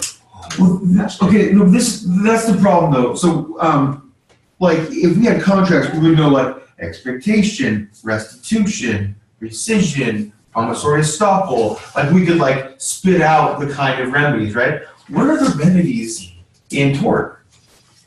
Well, in tort, it's special general. And then Well, constructive trust and punitive. see, in this world, the world that Interesting. we're dealing with right now, I always think of there's two things you can get. Economic, non-economic, Well, not or exactly. It's more like Shush, this is the one where I know what I'm thinking because I've done this in the real world. But you can get trusts and you can get liens. Okay, so a trust is just really what a trust. What you're going after is you're going after the money. you're going after the deed. You want the whole thing. Oh, With a lien, you want a money judgment against the property. So that if they ever sell it or something, this is the money that would come back to you. So if nothing else, that's how you would try to get it for you. You put a lien against the house. But you see how the constructive trust, I think, is better because it's give you the whole damn thing. And I'll just sell it and keep it, right? Which you can do. You can do that. So it's a good remedy. can she do that though? Because Well, thought he that- had some problems, I but thought the constructive can't. trust was only when you get something from like ill-gotten funds. Here, no, this is she voluntarily gave him the 40,000, For so therefore, she knew what he was gonna do. it's technically not conversion though, because she gave him the 40,000, he just didn't want to uphold his end of the bargain. But then I'm arguing against the bar. well, and I think you're making a good I know point. this sounds really strange. It's not I know conversion what at you're all. saying, but you're arguing against real property law too. This is just the way it works. I mean, think what you're dealing with. You can't damage the house. You see what I'm saying? So when you think conversion, it's not like I broke it and I can't give you the house or anything. Well, I was thinking more the conversion was on the 40,000, not on the actual property. Yeah, well, Is the conversion on the property? Or is it on the money? It can't be. See, that's what I'm trying to say. When you say conversion, but it also can't be on the money. But it also can't be on the money. well, you would call it, at common law, it was called monies had and received. So We still this have that gets kind of account. subsumed in this. Okay. You know, again, it's very. So you're just saying, presume that the original 40,000 that she gave him, even though she consented and voluntarily gave it to him, is still a conversion because he didn't give her the proceeds? Would it be conversion on the It's equity? fraudulent. Or- She But encouraged him to give it for a reason that, But there's no facts to say that it's fraudulent. whatever. Because he literally She won't did pay it. He offered her to just give her back the 40,000, but You know, it's funny because I know what you're saying, but here's my question to you. I'm just reading too much into it, I guess, because I don't see the fraud on. I see a very bad decision and a contract that he breached, but I don't see a conversion You don't on her behalf. Yeah, the But equity. he took the money and he converted it. Why would you buy a house unless you were? She doesn't want. I mean, not Because that she doesn't want the 40 back, but she's anticipating. See, that's what made Will's thing to me very interesting because it's like you're making an investment in property and he's using it. So why is she in? And it's for the value of the. She wants the property. Yeah. That's what everybody buys. So it's an interesting theory. But it almost seems like It's kind of curious though. he legitimately took it to buy the house. It's not like he defrauded her and basically just said, okay, I'm going to give you half and not intend to give her half. It doesn't say that anywhere. It just says he offered to pay her back just the 40. That's So it's not- like a renegotiation. That's not, that's fraudulent, man, because his Here's what he intentions had are getting- received. Well, But isn't money had received not conversion? I mean, that's why it exists as a separate account in California. So like that's what's going on here. Yeah. But that's not conversion, that's money You had just said received. what I was about to say, which is it really is money's had and received because what they did was they took it and converted it into property. So how does she get it back? Let's look at it. Well, when that he way. sells the house. And that was Yeah, the whole, but he won't pay her. that was the original intent. Yeah, but that wasn't the intent Yes, it was. there are no facts to say I that. mean, it could be a conversion because the property So is she not. did it. Why did she do it? Well, no, she did it to get the extra, but there was no fraud at inducement because it wasn't his, there's no facts to say his intent when he took the 40 from her was to not give her half of the proceeds. Okay, let's look at it this way. It's an interesting argument. Don't get me wrong. I'm not saying you guys are wrong. That would I'm make me just go curious. against everything I've been taught in law school to argue something that isn't specifically in the facts, to say it was his intent at inception to defraud her of her 150 of her net proceeds share. Okay, but let's back up real quick. First of all, let me harken back. What remedies can Mary reasonably obtain? So again, I'm not sure she's going to get it. So all of your arguments are good. I understand that. There is going to be some evidentiary problems here. Okay, do we all agree with that? Yeah. That's a given. But what is possible is more valuable than what is even probable. This is just an exercise. That It's just that's why an he gave us this. exercise. Because it's a really crappy question, so he's getting us Yeah. And that's when they've never given it again. This is He's getting the us to- question of tears, right? he's getting us to People think were in tears, I'm telling you. Yeah. No, Because nice, they nice forget job. about these things. He's getting us to go, what the hell? What do you do if you get something like this? Yeah, no, I know. See, to me, it's just having done this type of law, it's like, well, I want this, this, and this, you know? But you guys, how much did you hear about this in your entire law school? Nothing. Like what? Like 10 an minutes? hour of a week. Yeah, I mean, we go over a little bit for real property. We talk about, mostly purchase money trust. And then you hear a little bit about it in In Wills and Trust. Wills and Trust, maybe? Yeah, maybe a little bit in. I didn't hear anything about it. Wills and Trust, we Torts, talked they don't about really- like, They might have talked about constructive.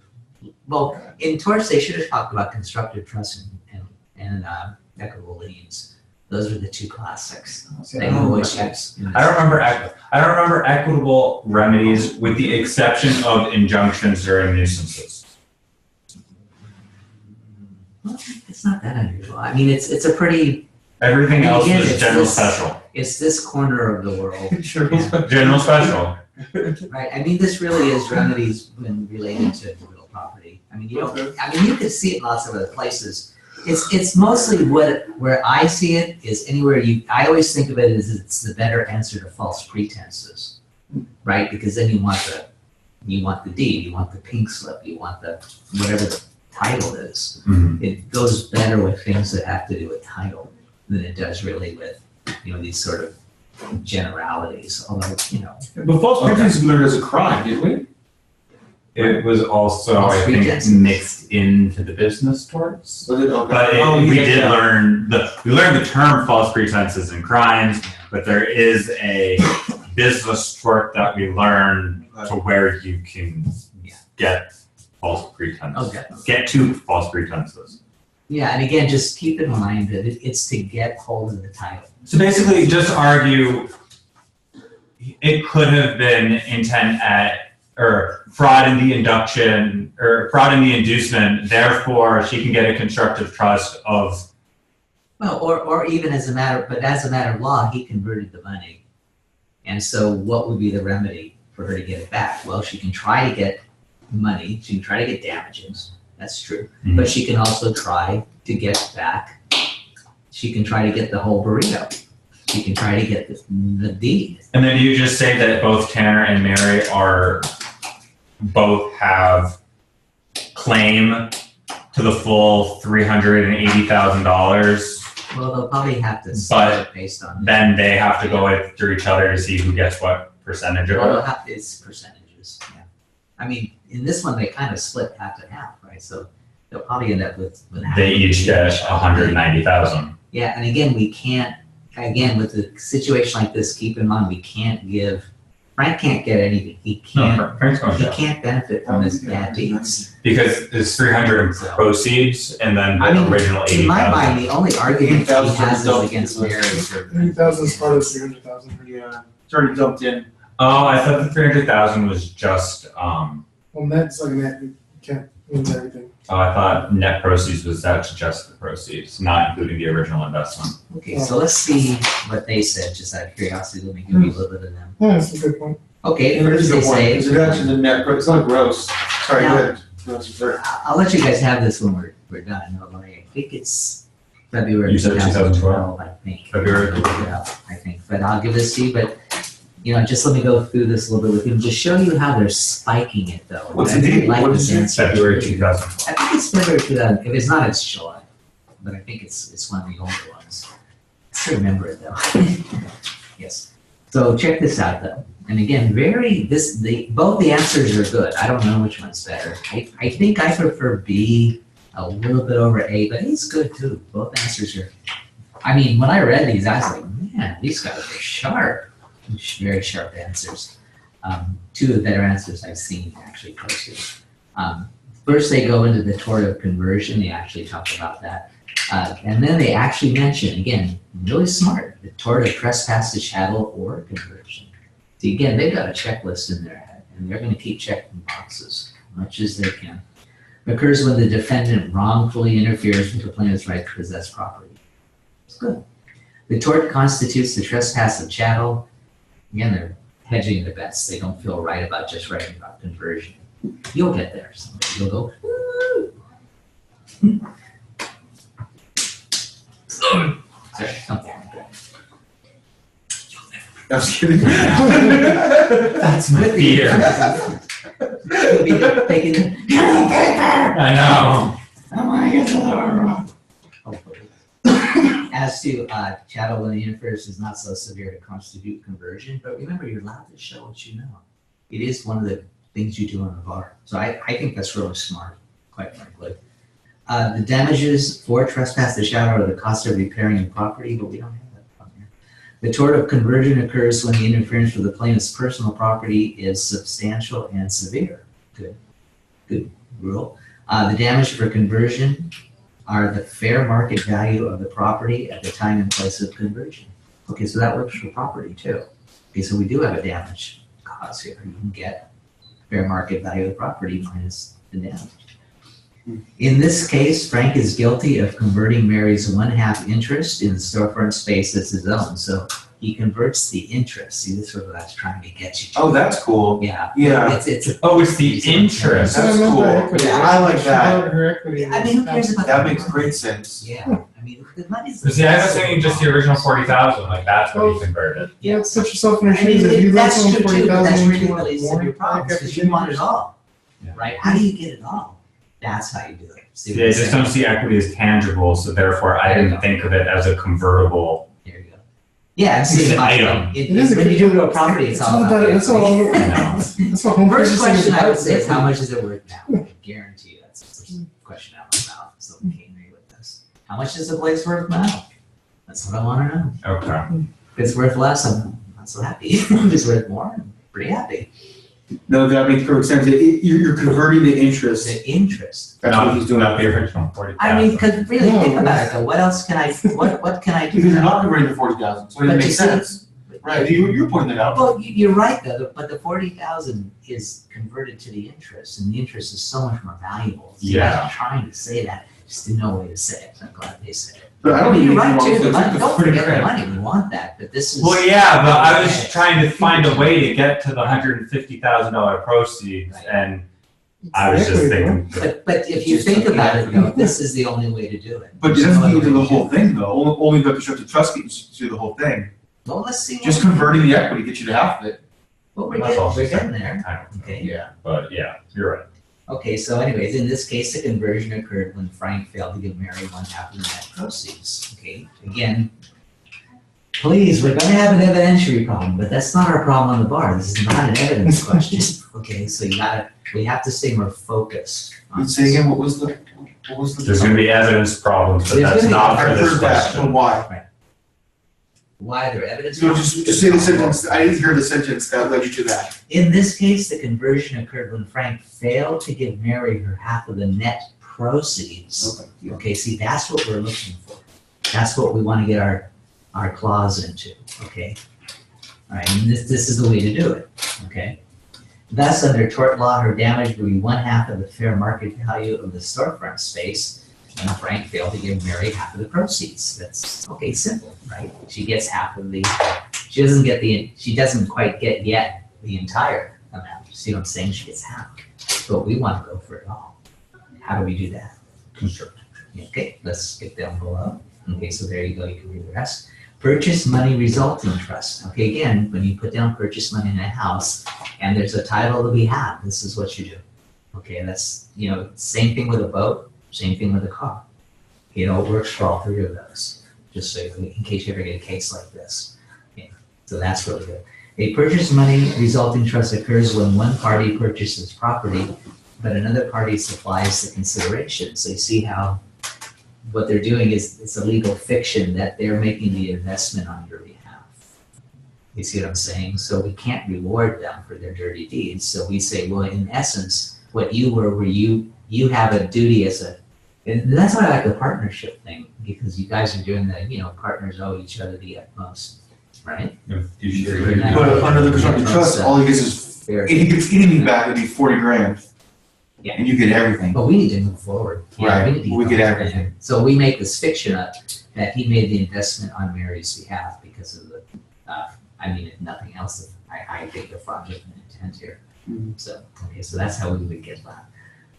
So she did, she supplied the consideration, right? She did have to consider. And then they mentioned title here, which is great, this is great paper, honestly.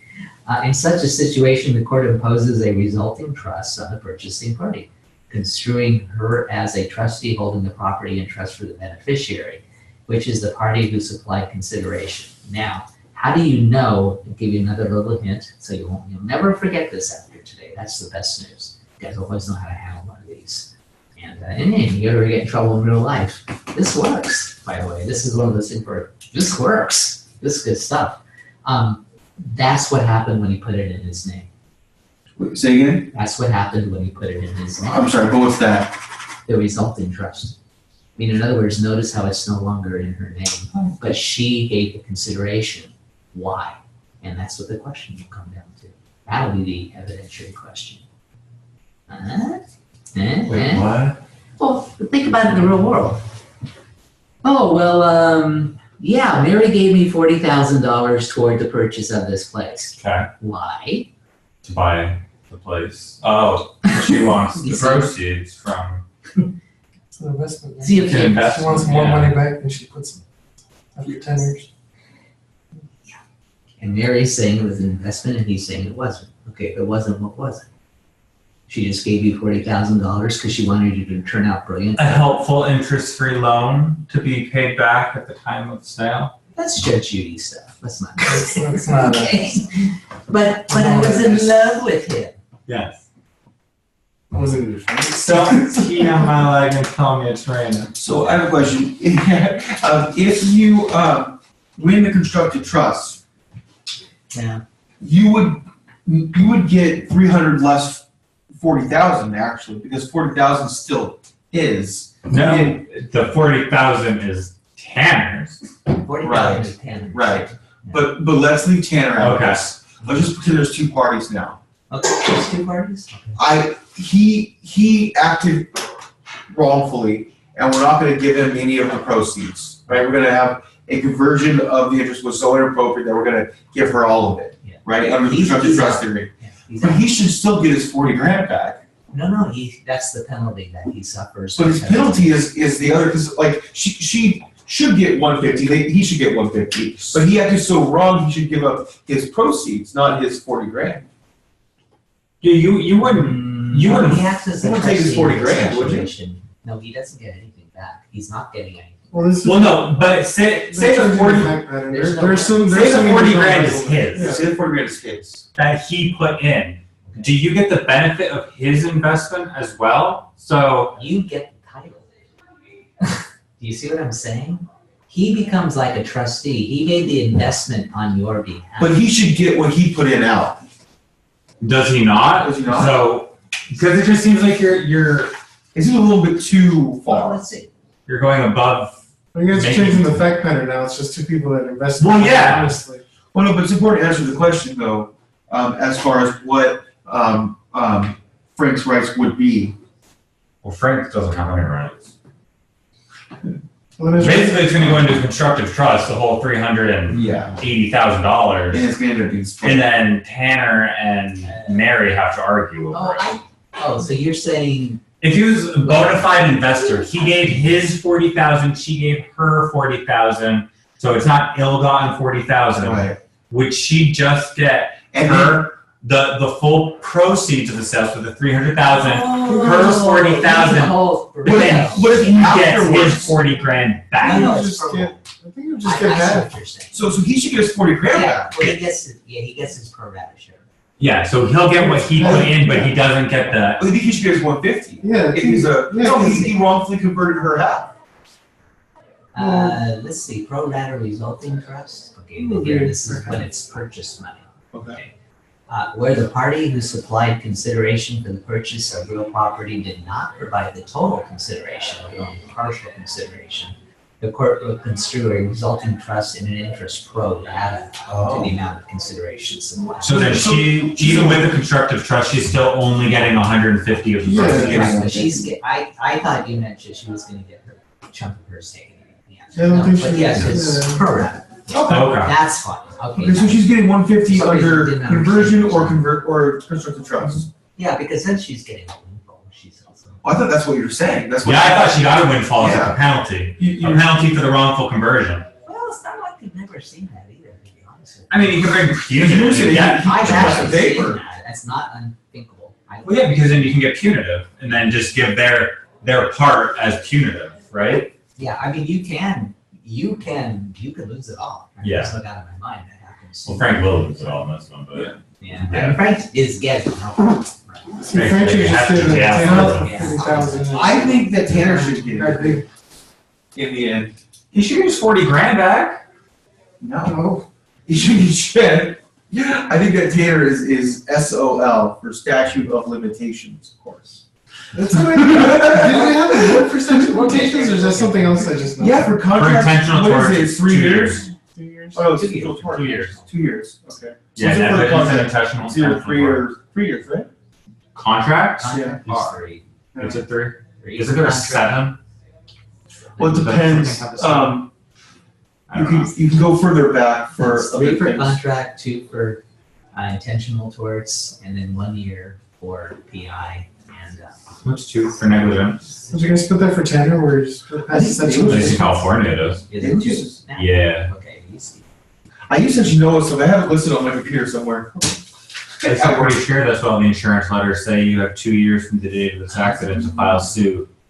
Oh, okay. I've been trying to think of our claims files when I read the letter. When you talk about PI, you're in like another world. Is there a third cause of action here for Mary? Oh yeah, she's gonna be fine. Okay. She's gonna make a lot of money. You mean a remedy or a cause of Is action? there Third a, remedy. did the model answer talk Oh. about There's social I mean, there's other, Well, you can also there's get other punitive. cause of action too that she's not bringing. There's a constructive trust. You can also just bring it under restitution for what you put in, Right. So and then punitive. Okay, now let's go forward though, okay? We're not quite done yet. See, again, it's a little more complex than it sounds. Okay, so we just did our purchase money resulting trust, right? And then we did the pro rata resulting trust, right? We haven't even got the constructive trust yet. Oh, shoot. I didn't know all these exist. They must be on the Barbary outline. They are in there, but nobody ever reads them. You see what I'm saying? This is one nobody ever reads. The only person I know who knew this before the bar was me. But it was only because I was fascinated by real property, nothing to do with tort law. I remember reading about all these in real property, going, yeah, that's cool. That kind of thing. But I would few and far between. And of course, I didn't get the question. But let's do constructive trust. And anyway, similar to a resulting trust. So again, see, they are different. There's 2 trusts, not 1. A court can impose a constructive trust on the defendant, which construes the defendant as holding property in trust for the plaintiff. Okay, so the defendant becomes a trustee. Okay, so again, think of a trustee. They're not an owner anymore. They get X'd out of that position. Okay? The remedy applies where the defendant has wrongfully obtained title of the plaintiff's property. Again, notice he put it in his own name. That's wrongful. Okay? So it's wrongful even if they agree to do it that way? Well, he doesn't pay. honestly, yeah, I'm gonna have to sit down with the Barbary outline and like Yeah. read this stuff because I'm not gonna. No. Well, 'cause Yeah. I don't know what it is. You know what I mean? Yeah. So I'll see that email. So I believe you're right, I just don't know. you're right. Yeah, I'm sure it's in the Barbary outline. This one, I'm excited to. there's a couple of To people. get those. I just never did. Well, that's just. There's one of them. Anyways, the plaintiff can trace, okay, there's okay, so check this out. This is real good. The remedy applies when the defendant has wrongfully obtained title of the plaintiff's property and the defendant's retention of such property would result in unjust enrichment. Good stuff. Okay, so again, it's an equitable remedy. It's about unjust enrichment. Got it? I guess. I'm not for today. I don't remember unjust enrichment in tort law though. Yeah, that's That's it. where I'm. But it's not really. Oh, because this is conversion of real property, so it's actually Yeah. technically not tort, it's a real property question? It's really more like real property. I don't remember ever learning, But it's based. did we learn about conversion in real property? A little bit. Did we? Yeah, not much. I was gonna say, I don't remember like Not at all. spending time in trusts and conversion and unjust enrichment of doing an investment in a house and No, we don't give it a lot. screwing your partner. I mean, It doesn't get a lot of play because it gets. it's probably like a note section that, To do. Yeah. okay. But anyways, let me just finish this. I gotta read this part. This is pretty good. Plaintiff, okay, the plaintiff can trace the property. Okay, so again, tracing. Never won community property. Yeah, like community property. To another form, as long as the trust res can be identified. Okay, again, easy to build, right, for a house. Additionally, the plaintiff is entitled to any increase in value in the property. See what I'm saying? So you want to get you said expectancy. This is it. This is what I was talking about. See, I was having a little trouble analogizing. Yes, I can get my expectancy, but I don't call it that. Yeah, well, I didn't think you did, but I didn't know what else to call it. But I can get the appreciation and value. That's how you do it. So you see, that's why it's important to go to the constructive trust, because then that puts in this case, Frank becomes like a trustee. He's not really an owner now. Yeah. He can't benefit from his benefits. You see what I'm saying? We won't let you do that. You just can't. If you can get it. Okay, but this is the route you take, and you go for purchase money for it. Additionally, where the property has been commingled with other funds and withdrawals have reduced the account's balance, so the plaintiff's claim, the plaintiff is entitled to the next lowest immediate balance. That's true. That's like straight out of community property. That's a real property, yeah. And I can't believe this person that you remembered that. I've never heard a student say that back to me. But anyways, that's how you do tracing. You might learn, it's the same for community property. You're entitled to the next. Well, that's what I mean. That's like straight out of community property. Yeah. Sounds like. Yeah. Okay, anyway, so in this case, Mary would argue that she obtained a 1/2 interest in the storefront property when she contributed $40,000 to the purchase. Again, evidentiary question, but we can't get caught up in it. Okay, this is what we've given. The 1/2 interest was wrongly appropriated by Frank when he sold the house and retained all the proceeds except for the $40,000 he was willing to give Mary. Additionally, Frank's retention of the half interest would amount to unjust enrichment. Genius. Because he only contributed 1/2 of the purchase price himself, and those funds were embezzled. So notice how simple this person writes. This is really good. Really, really good.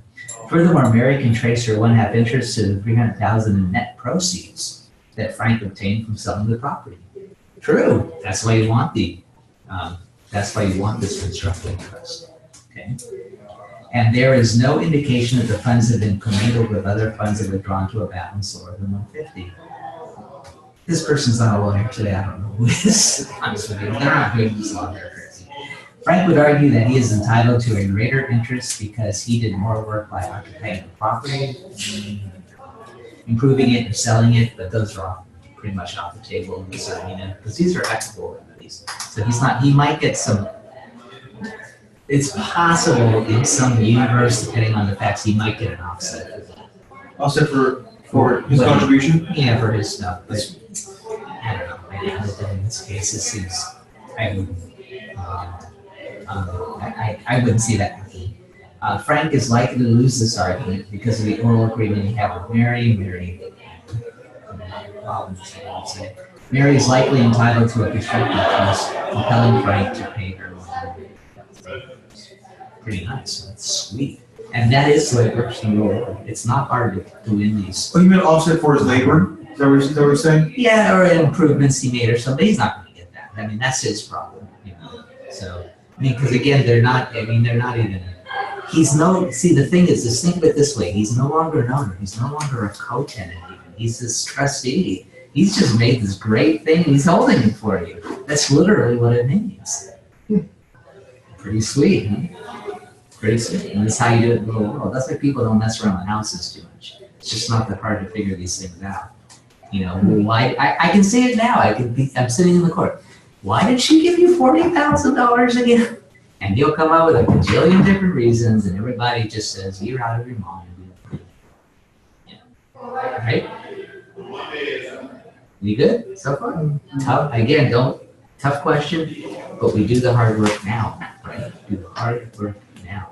And I don't want you to get caught with this. And yes, this is fair game also for multi-states, by the way. How impressive will that be if you pick off one or two? Because you'd be the only cat in there who knows what the constructive trust is. Which does happen. So, okay, we'll pick up with the equitable lien after. I want you to understand both these concepts. Very good. Okay, and then we'll get, because today all we're doing is screeners. Not terribly difficult. Did anyone have trouble with the reading thing? The only thing that Pretty easy. I understand, but they went from a 1-to-1, and then they're like, oh wait, 1-to-1 doesn't apply anymore, now it's 1-to-10. I didn't see a 1 to 10 in there anywhere. And then the notes go, actually, it's still right around 1-to-1 if the damages are giant. If they're But it's all small, over the then place. it's like wonderful. But I just. The amount of one to like Sliding scale, pretty much. But there was just a case No, that, the one that was but here's the deal though, just so you know, before we do all this, there was just a case that came out that said, well, you know what, 7 to 1's okay, and you know what, we can even go as high as 14. That's a sliding scale, depending on Yeah. that situation. Yeah, it's just. Exactly. But it's interesting to see how the Supreme Court's fiddling on it. They just make it up as they go. And again, you know, remember, we bought the drugs. Who cares how much you suck and shit?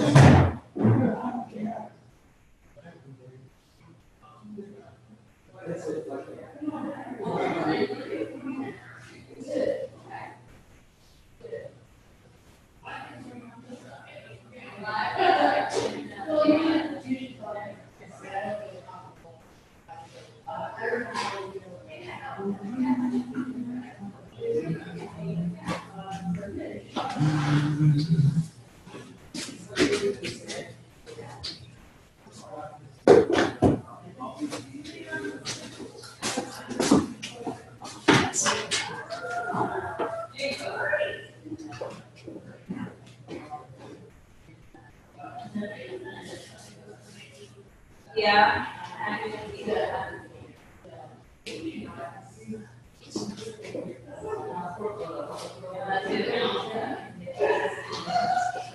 Whatever it is.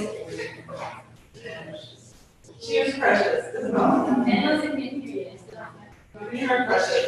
No, I refuse to give you anything.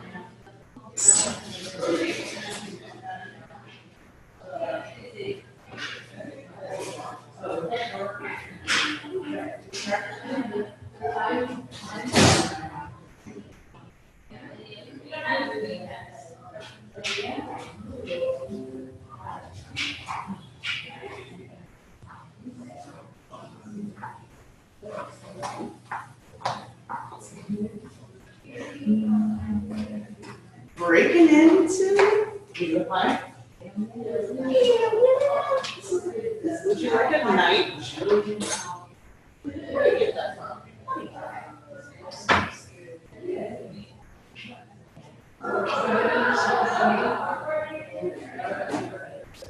Yeah, right. He screwed us.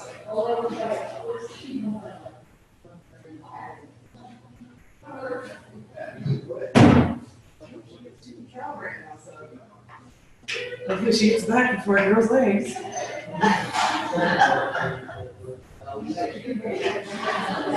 Right.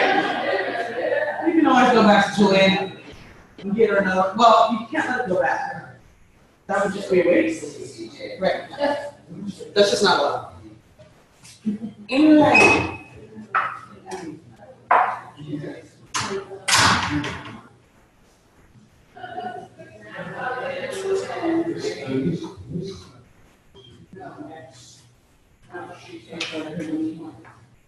So Julian, you know, I wasn't in Julian recently, but I was at the.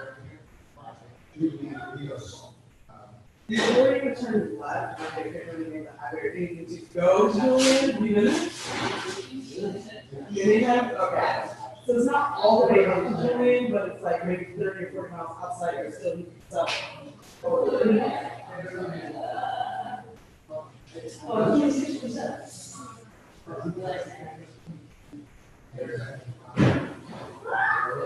It's happening. Okay, you're ready.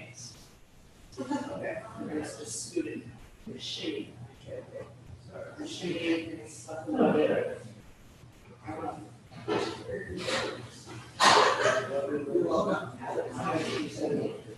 Right. It's still mostly one piece.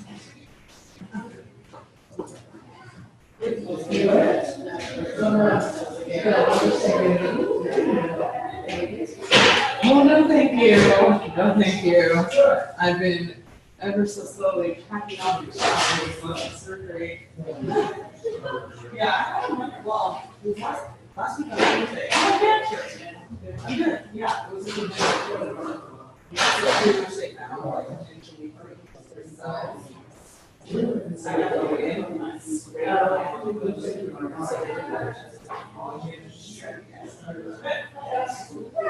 Sometimes multiple rounds. So that's what she's saying. But in the meantime, I can work out and do exercise.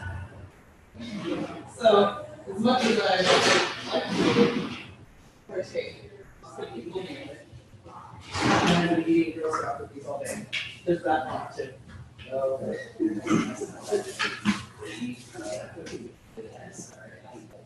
Yes, they are delicious.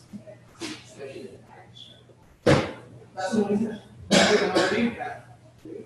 Okay. It's a pie.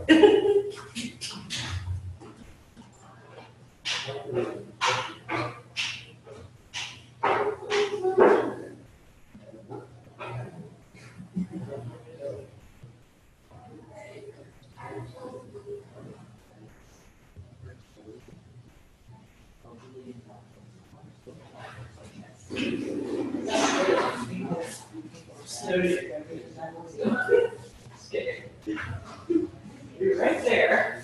All right.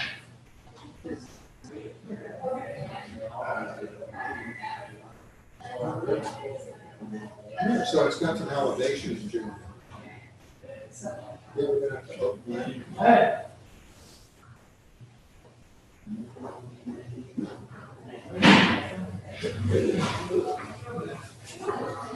Apple trees.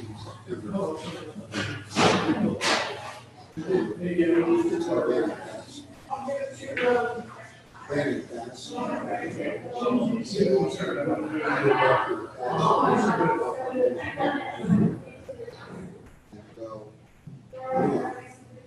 Right. That takes you all the way from the hills to the negative 10 miles.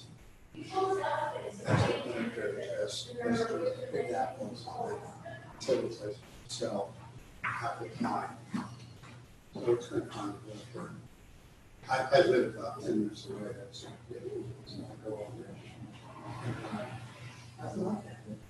It's cool when it's here. That's why I can't stand the heat. It's just debilitating. So I moved up there 30 years ago.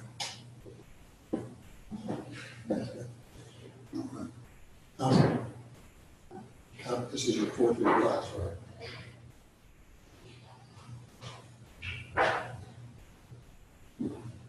I think it's whittled down. Armando and a guy from Vermont. I remember his name. And Armando, the guy from Vermont, and who's the other third person? Oh,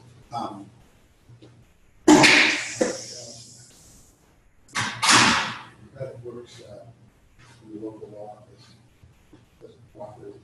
Something like that. Well, this is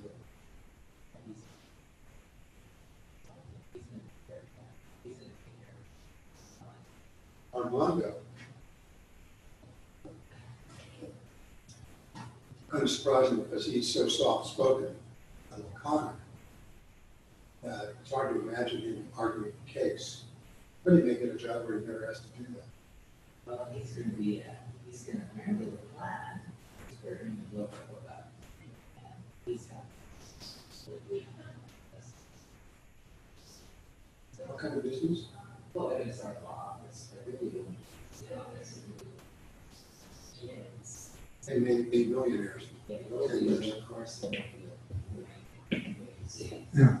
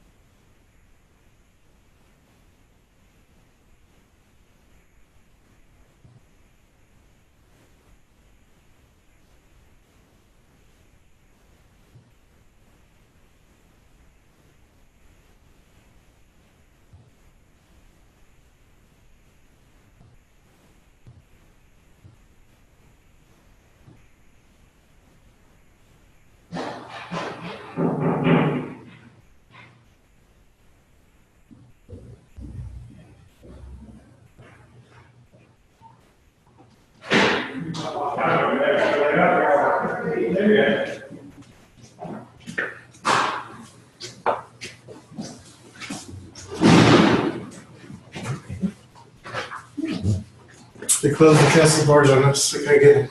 Oh. Yeah, they have a bad habit of doing that these days, I've noticed. I don't even go outside anymore. On the other hand, the last time I walked out the door was on Thursday and they were arresting somebody.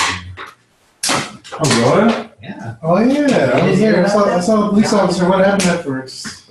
I just looked at him and they had this guy and he's had his hands kind of tucked behind his back and they had his head down on the ground and I just went, adios, start going out this way. They could do anything. Do what you do. You know what I'm saying? I mean, that's pretty much what it was like for me. So, oh, I got a voicemail. Yeah. Someone from Los Angeles. Someone else calling me.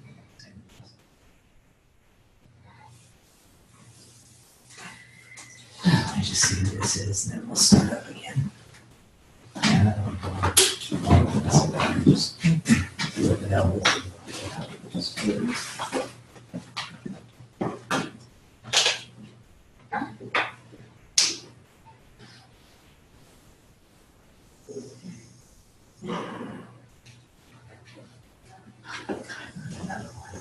Jesus. Popular? Political call. I'm on the list, so I get the calls from everybody. This one's for Kimberly Ellis. Never gonna vote for you. Never. Sorry, but she doesn't know that. What is this message? That's crazy.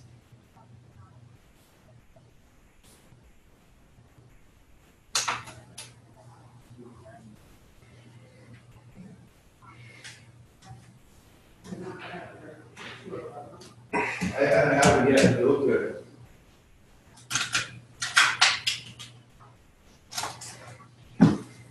No interest at all. Sorry. Are they auto dialers?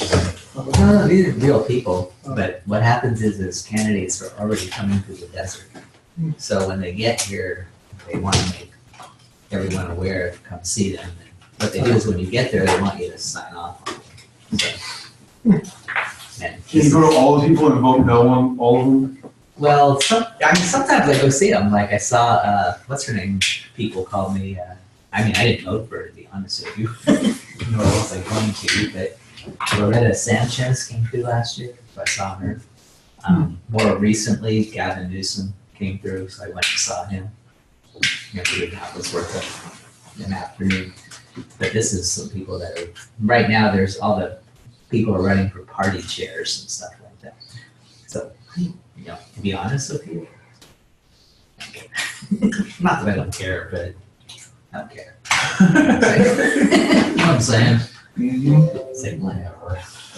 Vincent's running for president too, we're just gonna raise $250,000 to get his application in, right? The more power you should have it. I can't run until 2024's election, Was that your, because I'll be 35 by the time I get sworn in. Oh, so you want to run for president? You have to be 35. That's correct. Do you have to be 35 to run, or do you have to be 35 to be president? Because by the time swearing in would coincide with my 35th birthday if I ran for the 2024 election. Be a good birthday present. My understanding is you have to be 35 to serve. So Okay. you can run at 34. You serve as there. So then I can do it, as long as they push inauguration day to the 18th. Push it back. You know, it's Exactly. your inauguration. Exactly. What are they going to say? I'm the president. I told you what day to have the inauguration, didn't I? It'll be a birthday present / inauguration day. I'll vote for it. Thanks. just have a giant, like giant amount of people just singing happy birthday, something, singing. Hey, I've seen. Biggest crowd ever. Bigger than Obama's. I mean, that's what I always think is funny about what's that? What's her name again? Miss Ortiz, I guess. Ocasio-Cortez? Yeah, she can't even run for president. Yeah, no, because she's only 29, right? Yeah. Or no, is she 29 or 27? Well, I was going to say 28, so actually I'm not exactly sure, but I know she's not even 30. Yeah, I think she's younger than me, so Nuts, let's find out. Well, I can almost run for president. I think she's 27. OAC. Increases your chances. Oh, no, I thought you just put that in now. AOC. That'll come up. Yep. AOC. 29, she was, turned 29 October. Oh, okay. I was gonna say, she just turned something not too long ago. Mm-hmm. There we go. Yeah, but she can't even run for president, so. She's big enough that on Google, all you have to do is type in AOC. Yeah. Wow, That's how big she is. that's pretty big. Yeah. Ouch. Well, if she comes to town, I'll go see her. That's Might just- becoming obvious. I would be really good at search engine optimization. Just She's adorable. I mean, she happens to be a lunatic, but she's adorable. She's an adorable little chick. Yeah. If you're gonna be one, you may as well be adorable. That's true. Yeah. Tired of little Lindsey Graham, man. I can tell you that much. Okay. Punitives. Did you talk about statute of limitations in his comments? Well, let's see what we got. We're still not quite done. I mean, this is, like I said, a hell of a question. But let's make sure, okay, again, purchase money resulting trust, very important. Okay, constructive trust, very important. But you also have to do equitable liens. Okay, again, they tend to come in. I mean, constructive trust and equitable liens are absolute must. You have to understand those. Purchase money, that's, if you do, you're really writing an insanely great paper, in my opinion. But constructive trust and equitable, you really have to know because there's almost invariably at least one or two multi-states about those two. And so, again, this is an area where you can pick up a competitive edge on the people who are in that room with you. Equitable lien, similar to a constructive trust, a court can impose an equitable lien on the defendant's property in favor of the plaintiff. This remedy is appropriate when the defendant misappropriates the plaintiff's property under circumstances giving rise to a debt or obligation owed to the plaintiff. So debt or obligation owed to the plaintiff. The property can be traced to the defendant, and the defendant's retention of the property would result in unjust enrichment. Again, it's an equitable remedy, okay, because to prevent unjust enrichment. Like the constructive trust, the defendant can trace the property to another form as long as the res can be identified. Houses, no problem, very easy. However, unlike the constructive trust, the plaintiffs are not entitled, okay, so this is why it's not as good, are not entitled to any increase in value of the property under an equitable lien. Because an equitable lien is just it's like getting a money judgment.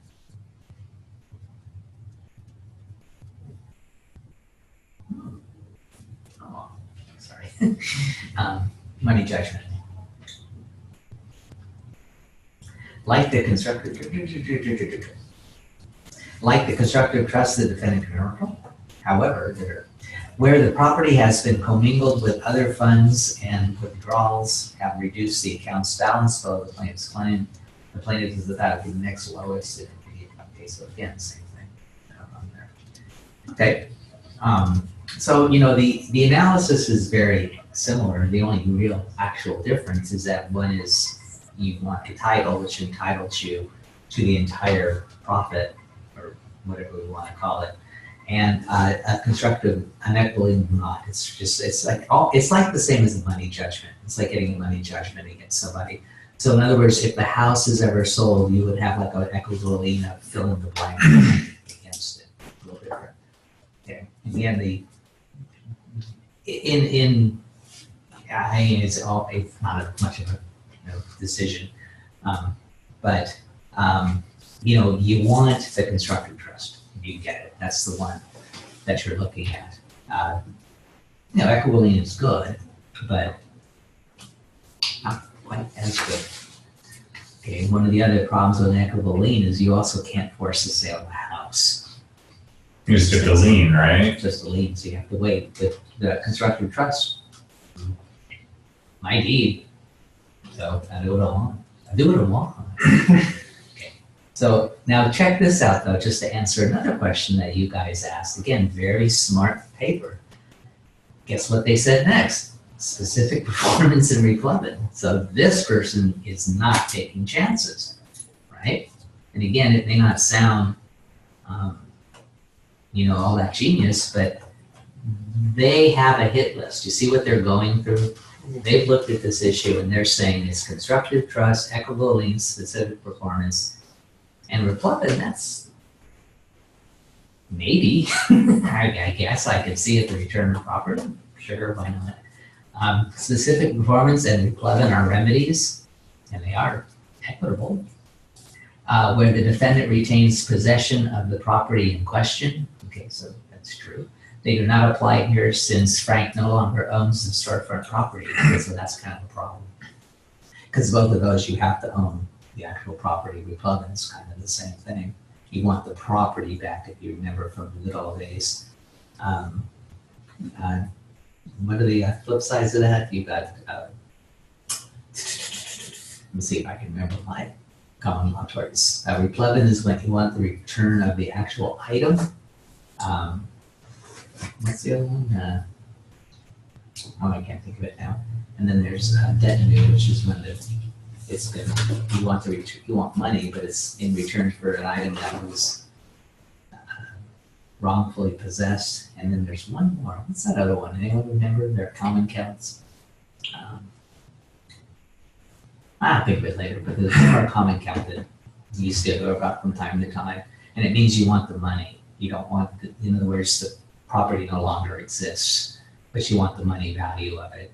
And that's a little bit different than detonate, because detonate is when you have the property illegally. And the other one's when you have, like you lent something to somebody, but they destroyed it. So again, it's a common count, which today we call conversion. Yeah, I thought it was just conversion. It is, modernly it's conversion. Okay. I just can't think what the name of it is. I don't know, remind me, we'll have a class on common law torts just for the heck of it. They do show up from time to time. And remember that replevin is an interesting remedy because it appears in the UCC. Most people forget that. So sometimes if you see somebody wants something, you might actually just say replevin, Again, interesting. I've seen it show up in some UCC answers from time to time. It's a curiosity, but it is in there. Frank's defenses. Okay, statute of frauds. Mm-hmm. Not bad. I'm not sure that's equitable. On the other hand, does it really say equitable? No, it's just defense. Really? It just says defenses. Okay. So statute of frauds, he raises that again. Any interest in real property. There is a problem with that. Let's see, what else have we got?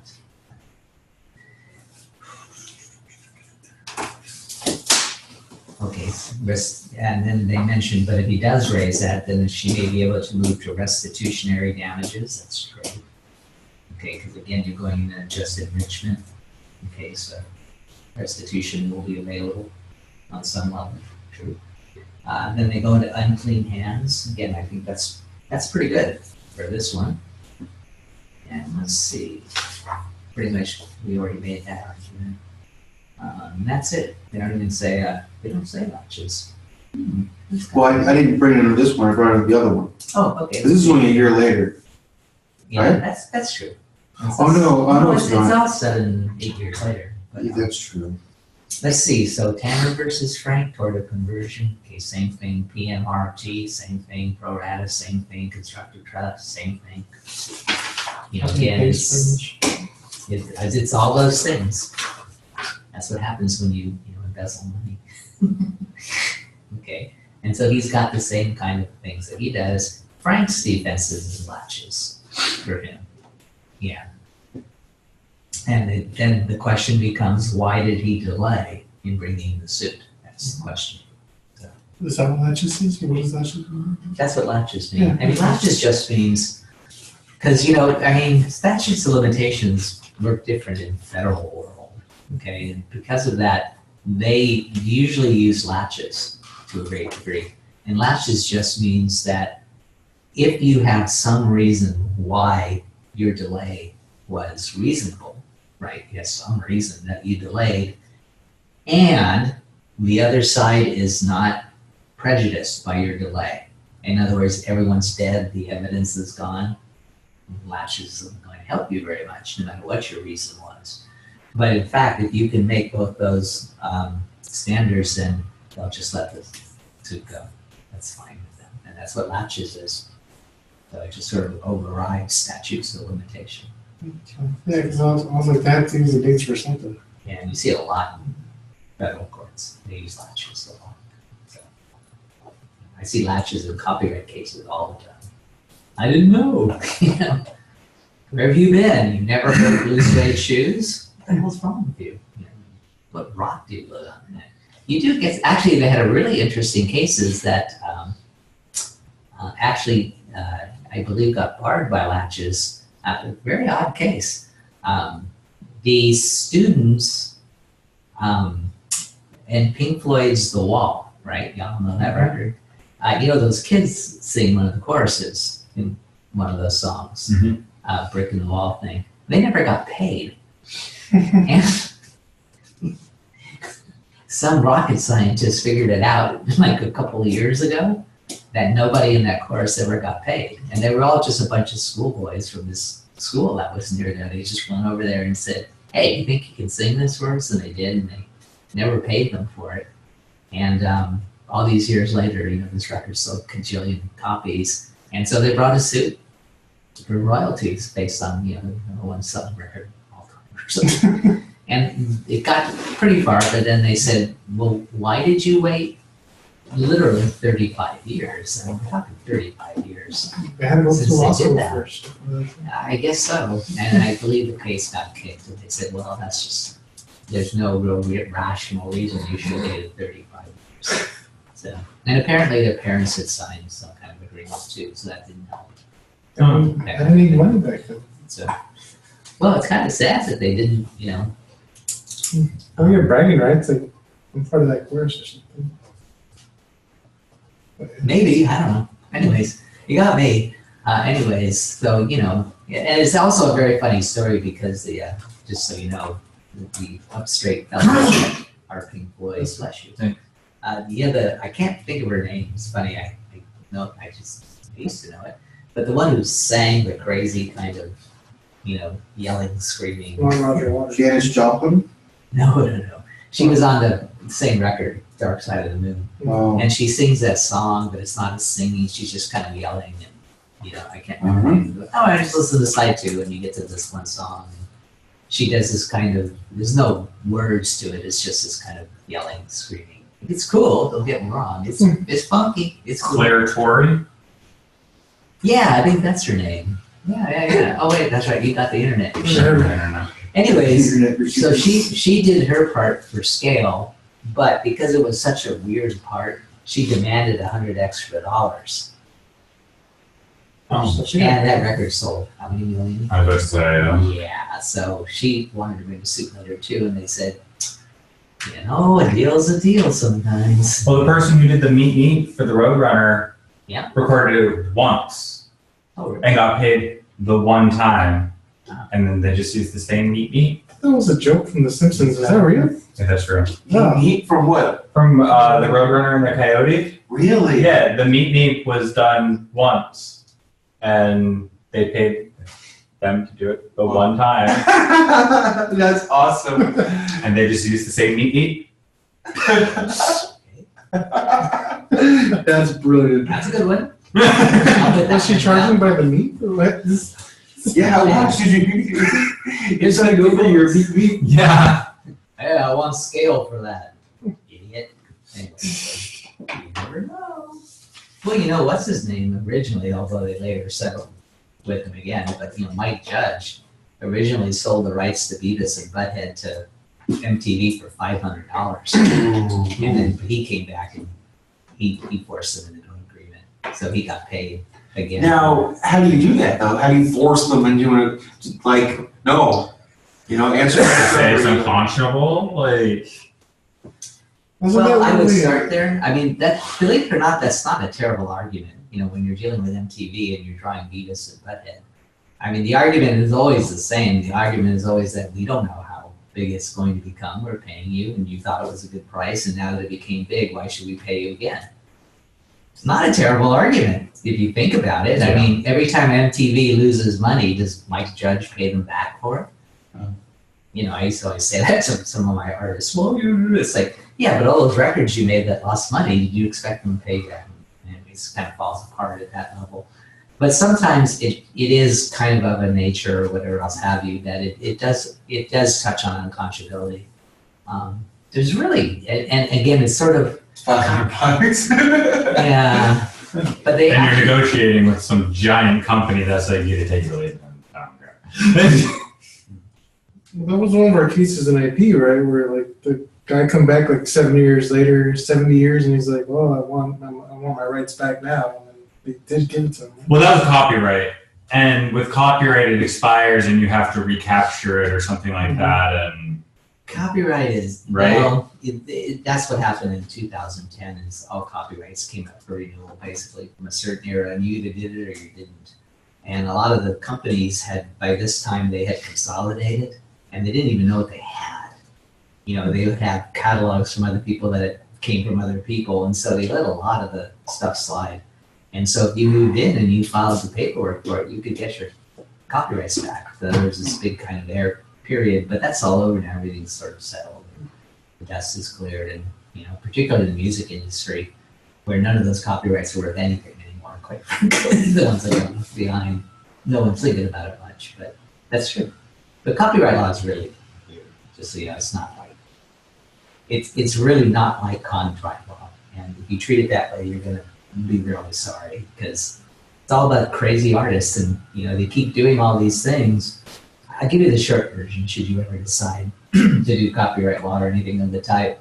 You're constantly dealing with the type of law that the government, you know, the founding fathers themselves, put into the Constitution to make sure that artists got paid for their creations. Otherwise, why would they create anything? But every artist that's ever been known under the sun, I don't care who you are, does everything they possibly can to give them away. It's just the most ridiculous thing you've ever seen in your life.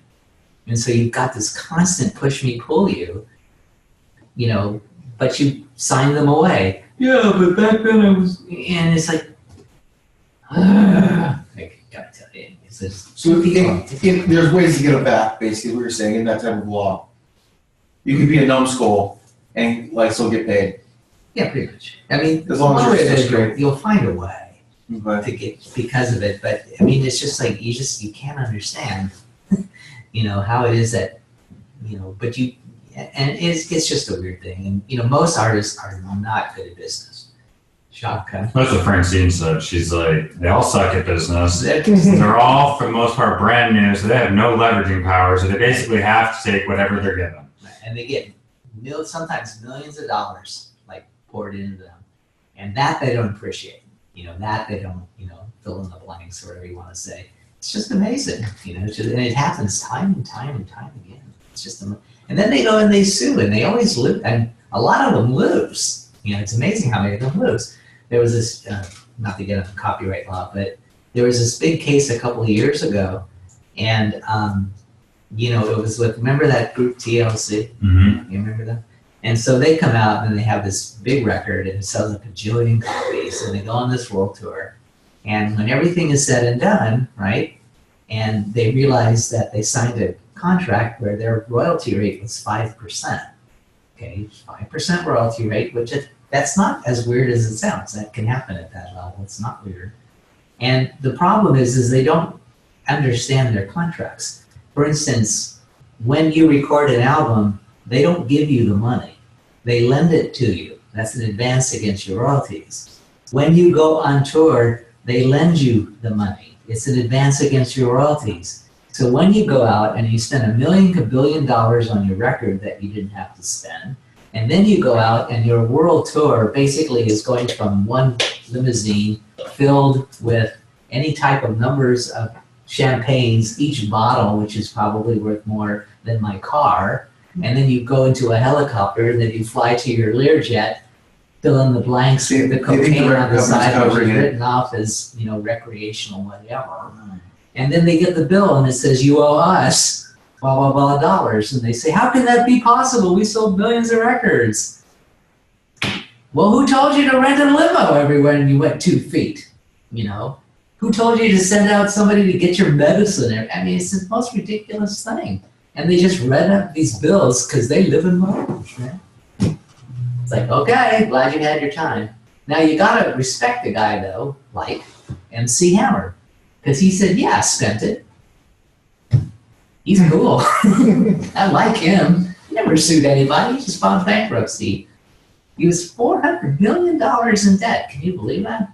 And the dude said, hey, man, they let me spend it. I'm cool. He's got $400 million? $400 million, someone told me in debt. How do you get $400 million? On Can't Touch This. Who gives you $400 million to spend? Hey, man, On Can't Touch This. I don't believe it's $400 million. Literally the only That's song. $500 million, dude. You know, it's funny. It's But, ridiculous. it's funny, but I can believe it. I can believe it. I really can. I can see that happening. If it keeps spiraling out of control, it can happen. It really But the record companies just keep handing them more and more money, knowing that, or thinking that they're good for it. You Yeah, know, what if your record undersells? Is the record company it's just not on 13. the record. What? 13 million. 13, okay. It says it said he had assets of 1 million and was 13 million in debt. Okay. And this was 1996. That's a lot of money for them. That's still a lot of money. And there But was, $400 million, I mean, that's, you could like, No, that was stack Kanye. that shit. Was that Kanye? Yeah, that was Kanye West. He got 400 million. Oh yeah, Kanye was Yeah. Kanye was super in debt. Was it, wow. He was 400 million. oh, okay. Okay, I'm confusing. But I gotta say that, you know, MC Hammer was straight up about his debts. He was just like, yeah, I spent it. Yeah, I'm straight. I was living large. You know. Kanye is 53. 53 million in debt. That makes way more than 400. I mean, that's like, I don't know. I've seen Back in 2016. you could buy a professional soccer, you could buy like the Rams, you know? Like, Yeah, the NFL, probably. that would just, well, you could buy a good team. yeah. Actually, they made it to the Super Bowl. That was pretty cool, I had to say. Of course, nobody that I know likes the Rams anymore. So they all think they're traitors. So say no, they're not San Diego Chargers. Yeah, totally. So the musician CD undersells, is the record company just put a lien on them or something? Well, the record company will eventually just write it off. I don't know. I mean, they'll take it as a loss. That's eventually what they'll do. And then they just don't pay taxes Well, on they can't, that. how do they get it back? They just They don't. Yeah, you can't go over there. You can't go after the broke artist and then he Yeah, can they don't. That's the whole thing. They go after them initially, and then they cut them loose, and then that's usually they just write it right off the rest. So, but yeah. Anyway, okay. Let me just see if there's anything more. Bless you. Thank you. Actually, that also makes sense as a record company owner. Be like, well, we're gonna write it off anyway, so just spend it. Oh yeah. The second answer, I just want to point this out to you. It's pretty close to the other one, and it's pretty interesting. But They run out of time. they're in good shape. No. One claim Frank should claim adverse possession. What? That's true. Adverse possession. Adverse possession. That's the good setting box. You guys can have that copy if you so desire. Here, I'll email it to you guys tomorrow. Adverse We'll scan possession. Email, scan it, and email it to you. Cool, thanks.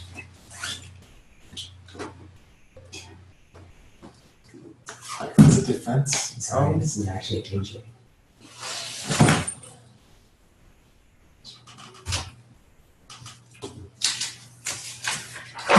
Any other questions about that one, or? You can't claim adverse possession for embezzled funds, can you? It feels like not really. I've adversely possessed your embezzled funds. It's been 7 years. You haven't done anything about Them it. back. No, he adversely possessed the property that she walked away from. I mean, it's not It's more bargain, there's not a fast for it. But theoretically, you could get there, I mean, No, there's no 20 years. Oh, it's not. Oh yeah, California's. Well, California's fine. Yeah, it's not hostile either. It's not even close. I think it's pretty hostile. Wasn't open and notorious about it. She still thought she had her. She was quietly waiting for him to come back. All right, go home. I'm sorry. No, we still have to learn about Peter Pan.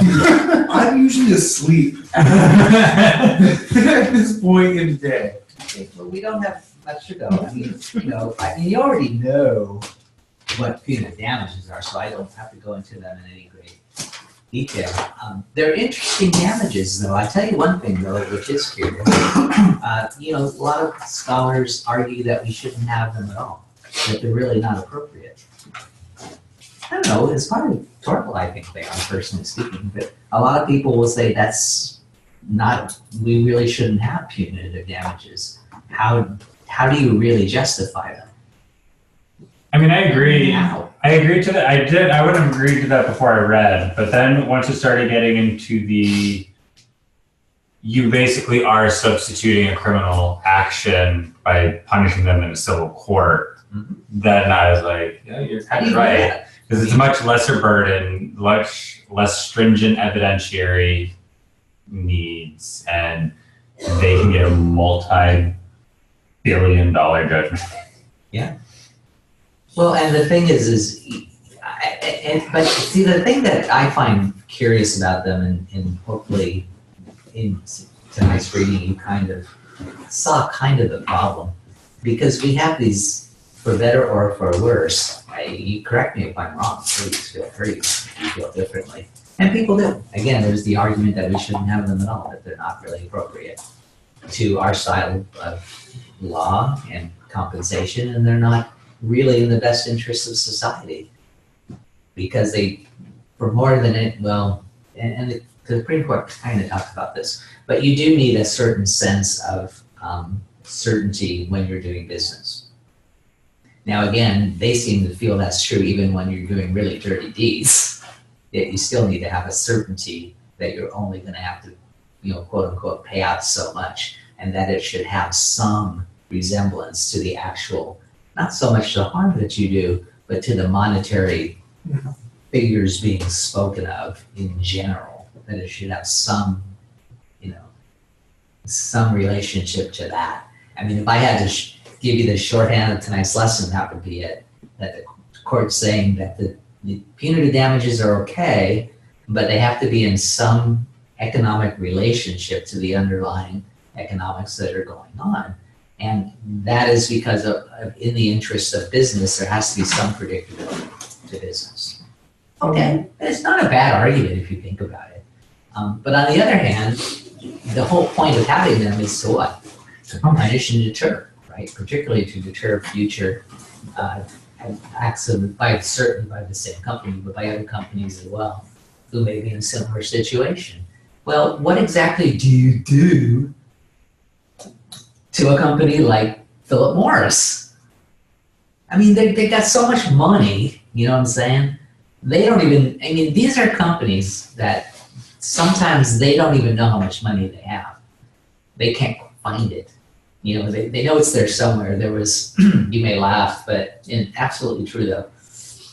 But one of the things about GM, when they found that GM was going under, GM couldn't even figure out how much money they were actually worth. Oh, well, that made it easy. Need to bail them out. Well, what are you guys worth?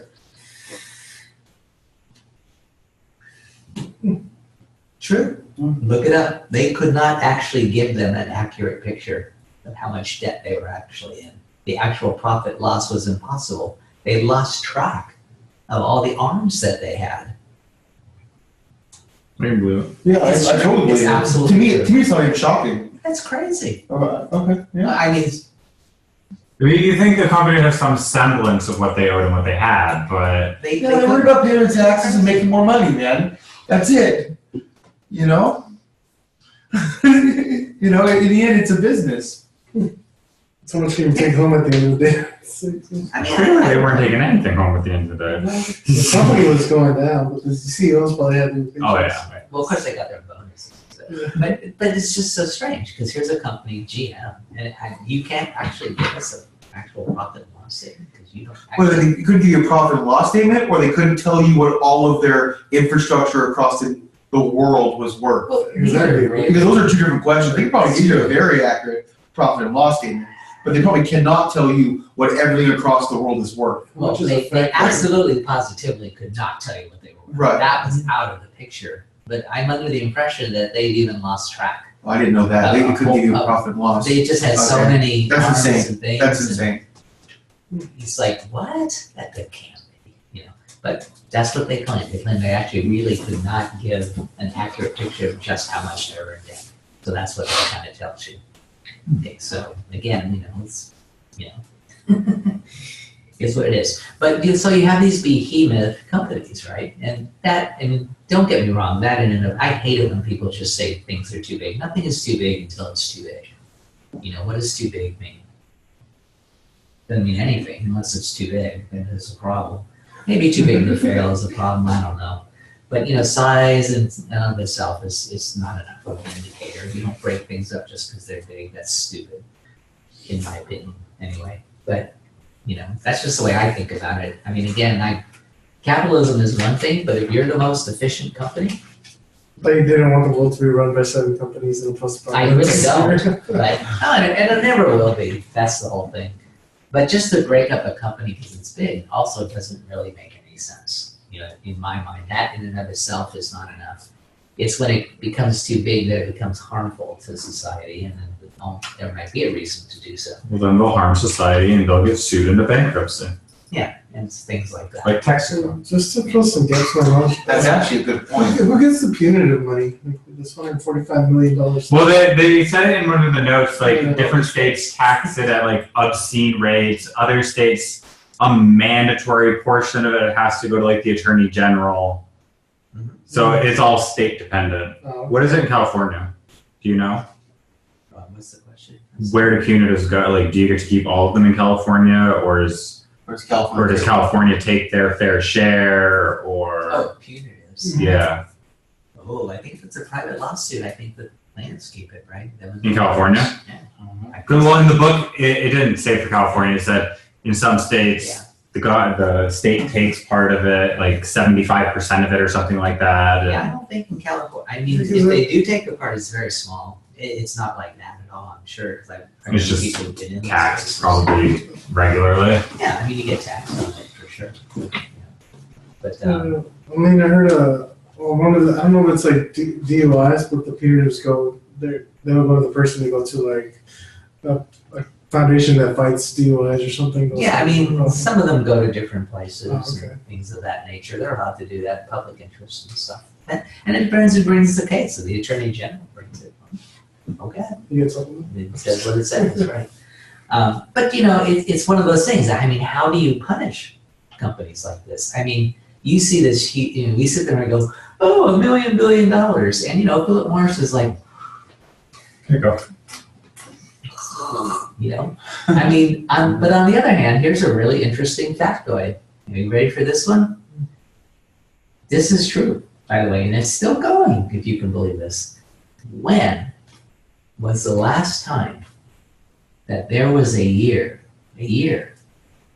time, when Philip Morris was, and today Altria, that's the company that they morphed into, by the way, in case you're wondering why I you don't didn't see know it. either of those are. Oh, Philip Morris Marlboro Marlboro. cigarettes. Oh. Responsible for the Marlboro Man, which to this Okay. day is the most popular cigarette of all time.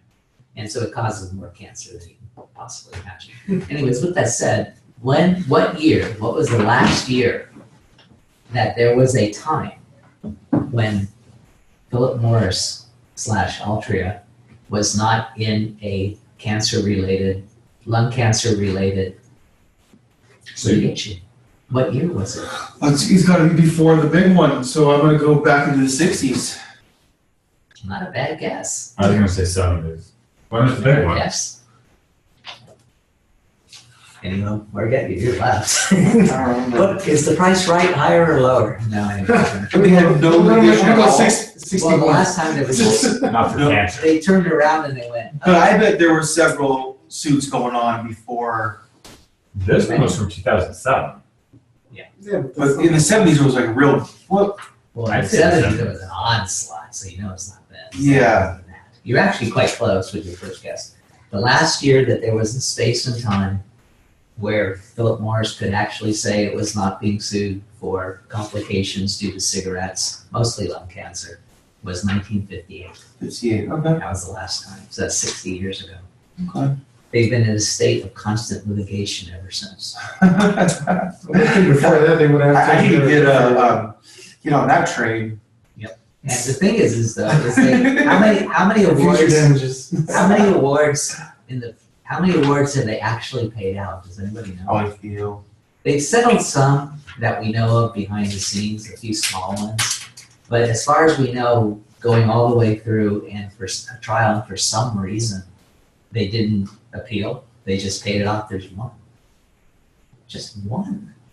Can you believe that? So they're just paying people off left and right then, I'm assuming. if they're not going to But trial. their whole or- thing is they're gonna just tie you up, and their whole thing has been it's cheaper for them to litigate than it is to do the payouts. At a certain point, it has to reach a point where it's assumption of the risk. And you can't get anything anymore. There's no way you can bring a lawsuit by smoking and saying, I didn't know what I was getting myself into. There's no way. I think now that's more realistic. Well, that's what I mean. There's gonna come a Yeah. certain point Oh, come on. where I think that's- people can't sue them anymore Yeah. for cancer related things. And I think even now it's at a point where the only people that can sue them are like in their 80s and 90s, where they started smoking before the Surgeon General's warning came out. I feel That's like part of it. I feel like nowadays, if some 30-year-old sued Marlboro for saying they gave me lung cancer, the jury would laugh them out of the courtroom and be like, Right. you knew. So what they're going after, the way it's gonna work, because it'll never end, the way it's gonna work is that they don't like this advertisement. This advertisement is for children. This, just because what you're Oh, yeah, saying is Jewel. true, the lawsuits won't end. I think the lawsuits are gonna go on for probably until forever. Well, the ads are even funny now. I opened up a No, magazine. you're right though, as far as Yeah. cancer. Yeah. I opened up a magazine and I saw chewing tobacco, but half the page was like, this product causes cancer. Yeah. And I was like, they're never going to sell any with this ad here. But no, they I'm going to sell it. It's addicting. Yeah. It's very addicting. Well, okay. Let me throw some things in the mix here as long as we're on this issue. Because it pretty much goes into the other ones as well. I mean, y'all read that State Farm case. Oh my God. Y'all read that one. Oh, the State Farm case? I can believe that. I mean, they still do it to this day. Wow. I mean, I was just. I mean, we deal with State Farm and we're like, why didn't you pay this? I mean, some of that's just, oh man. Anyways. To me, that stuff should actually be, I hate insurance. I mean, I it's think such someone should a, go to jail for that one. like, I feel very strongly. Wow. Yeah. And they're like, oh, you don't get it. You So- know, some of them will die. I am confused by the Thomas's and Scalia's dissents. Are they saying that you should be able to get any punitive damages you want? What they're saying is that Constitution doesn't talk about this. There's just a few lines in there saying, almost after every case saying that the Constitution does not talk about this at all. Like, no, it's saying that you should be able to get it, but the court should not be the one to impose a limit. right, Well, so they they're saying that think there's no limit. You're like, we're not gonna get involved in this at all. Like, whatever the state court wants to give you punitive damages is not our Yeah, they're business. basically saying it's an abuse. It should be an abuse of discretion limit and not a fixed ratio like they did in the Yeah. first case. Well, I think, again, at least from I'm the common law guy, so I should know this. But anyways, I think from their viewpoint, it's the, you have a right to a jury trial, right? What part of the Constitution tells you except when it comes to punitive damages? We allow them or we don't. Right. So where do you have this idea that all of a sudden you're allowed to step in here and set these limits? When you think of it that way, okay, how do you do that? I mean, there is no constitutional, I don't see anything in the Eighth Amendment that says except when it comes to, or the Seventh Amendment, sorry, that's the civil one, where it comes to, except when it comes to punitive damages. Therefore, this should be the purview Well, there's the of the fifth. matter of fact. Because then it falls under excessive fines. Well, that's in the Eighth. excessive Or fines. eighth, yeah, that's what I meant. Yeah, but, Because I mean, that's where they really get into it to say that they have the space for it is yeah, but. it's a violation of the Eighth Amendment and the excessive fines and. So, well, what do you, I mean, well, But what do you think about that? I mean, does punitive damages fall in an excessive fine? Well, I he's already think if you get a 100 to 145 to 1 ratio, maybe, But how do you like some of punish these these? cases. But how do you punish these people then? How do you punish ExxonMobil? Jail. Well, you Not just, bad you have idea. to give them a high general damages award. I have no problem with criminalizing the behavior of the executives and absolutely putting them in jail and getting no executive. That's not what Okay, we're but doing then corporate you- structures. They're saying You literally No, have, I have no problem with it you though. can't throw a corporation in jail. You can throw their, I have no problem. You're gonna round up all their shareholders. I have no problem to go to jail for these situations. I didn't even know I had stock in this company. Too bad, going down. But I mean, if you're gonna do it as a punishment instead of a criminal punishment, then you need to have a bifurcated trial with two different juries, because you have to have one on liability. Why? Because the first jury is going to hear the evidence that falls under the evidence standard of a civil trial. They're not going to be able to say, okay, you heard all this evidence, but you can't consider this evidence, this evidence, and this evidence, because it doesn't rise to the standard of a criminal trial. So then that evidence would have to go away for wrongdoing. So you'd have to impanel a whole new jury just for punitives. But it's not a criminal standard. But if you're using it as a criminal, in lieu of a criminal punishment, then it has to be heightened to a criminal standard. Well, I don't think that punishing the company is the right thing to do really at all. I think you should punish the people responsible for it. Like literally, I'm saying that the executives who do this should go to jail and the company should be left alone. But the company is the one with money. Well, yeah, but the executives should go to jail. The company should be left alone. I mean, what are they going to do in ExxonMobil? Sue the captain for that captain, a couple $1 million? No, you got some responsibility. That's a different issue, though. Well, yeah, I mean, they also got part of the judgment. That was part of the holding's reasoning for vicarious liability. For lowering it, is because they said ExxonMobil themselves, in the grand scheme of things, really didn't do anything wrong. What do you mean? It was the captain, other than knowing that he was in a program. But they said in the grand scheme of things, ExxonMobil themselves, they didn't do anything all that wrong. It was the captain who got trashed and went to bed. But there's long-standing vicarious liability. Okay, but then but now we're holding the company liable again instead of the people who did it. And that was just your argument of... Right. So he needs to be like taken out and shot. Well, I'm sure he was after that. No, I think he was hired by Shell. No, they got hired by BP to put their line in. Oh, well, there you go. Good job. But well, you do understand that on this planet, just so we're clear on some of the concepts, which they don't really tell you about the case, how many guys actually have a license to go through Prince Charles Sound? Not many, because he was the only one. Four. Oh, on really? The planet.